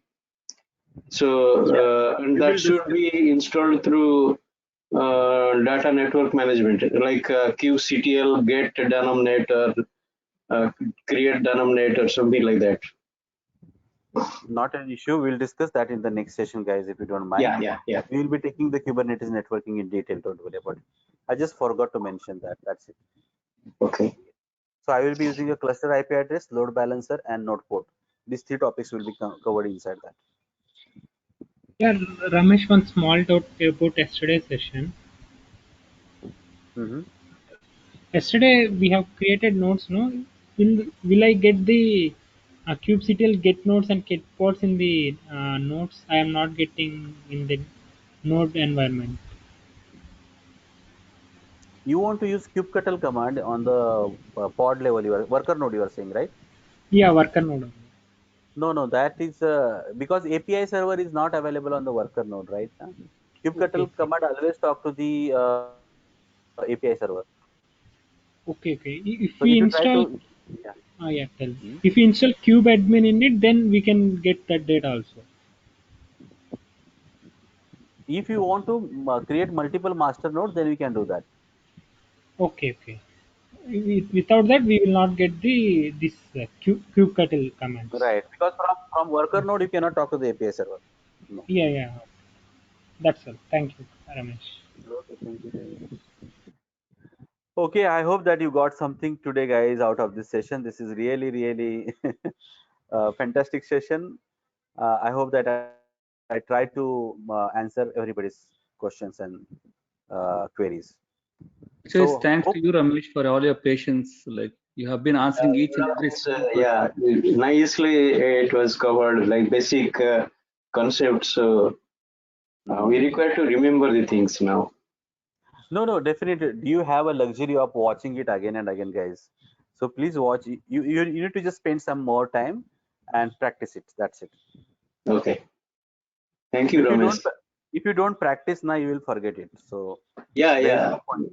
Actually, So I am in my office. I am already working with some systems, but these systems are automated. There are some orchestration tools through that they are orchestrated.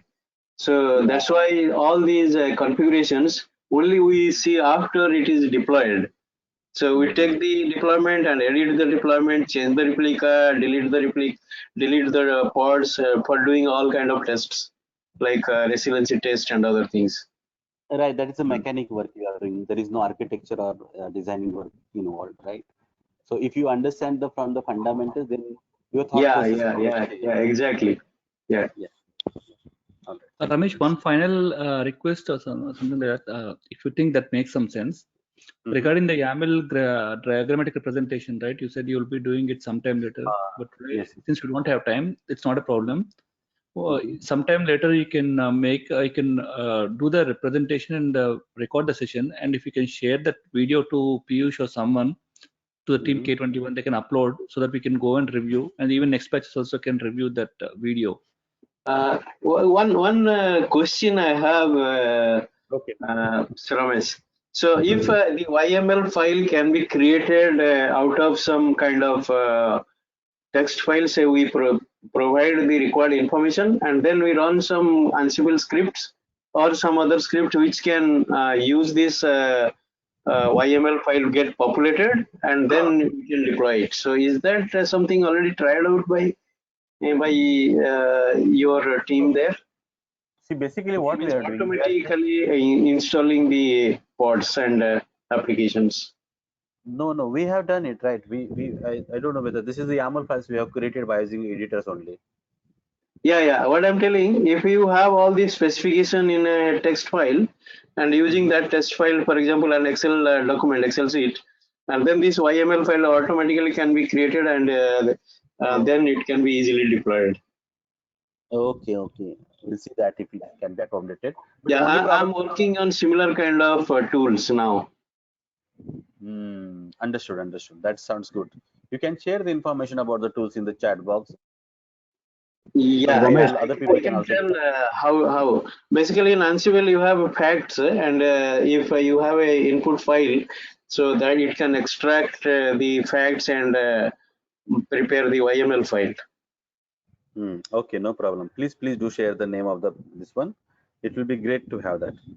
Yeah, I have not still completed. I just did some shell scripting, and then I wanted to do it in Python script. So the shell script, I can extract the IP addresses and networks. So, but it works for IPv4 or it works for IPv6. It does not work for both. So I require to make it work for both. So that's the limitation I have. Great. Ramesh, You are if doing a good job. Ramesh, Continue. if you don't mind, can you please post the history now here if you can? Yes. Let me give this command, guys, to you all. Current chat, that'll be great. Will it pick up that? Put it in our. Yeah, I have sent, but it is coming up to 113 if I'm not wrong. I need to give it. How many it has covered? Yeah, 113. Yes, 113. 113. Yes. Okay. So it is not picking up all in one go.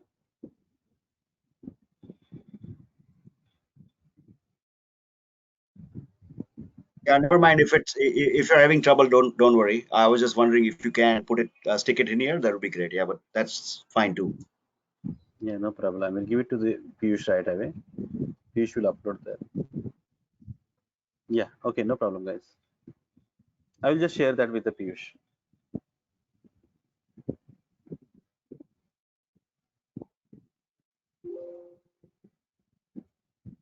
All right, thank you guys. Take care and see you in the next session. Please keep enjoying. Have a nice weekend. It is done now. So thank you.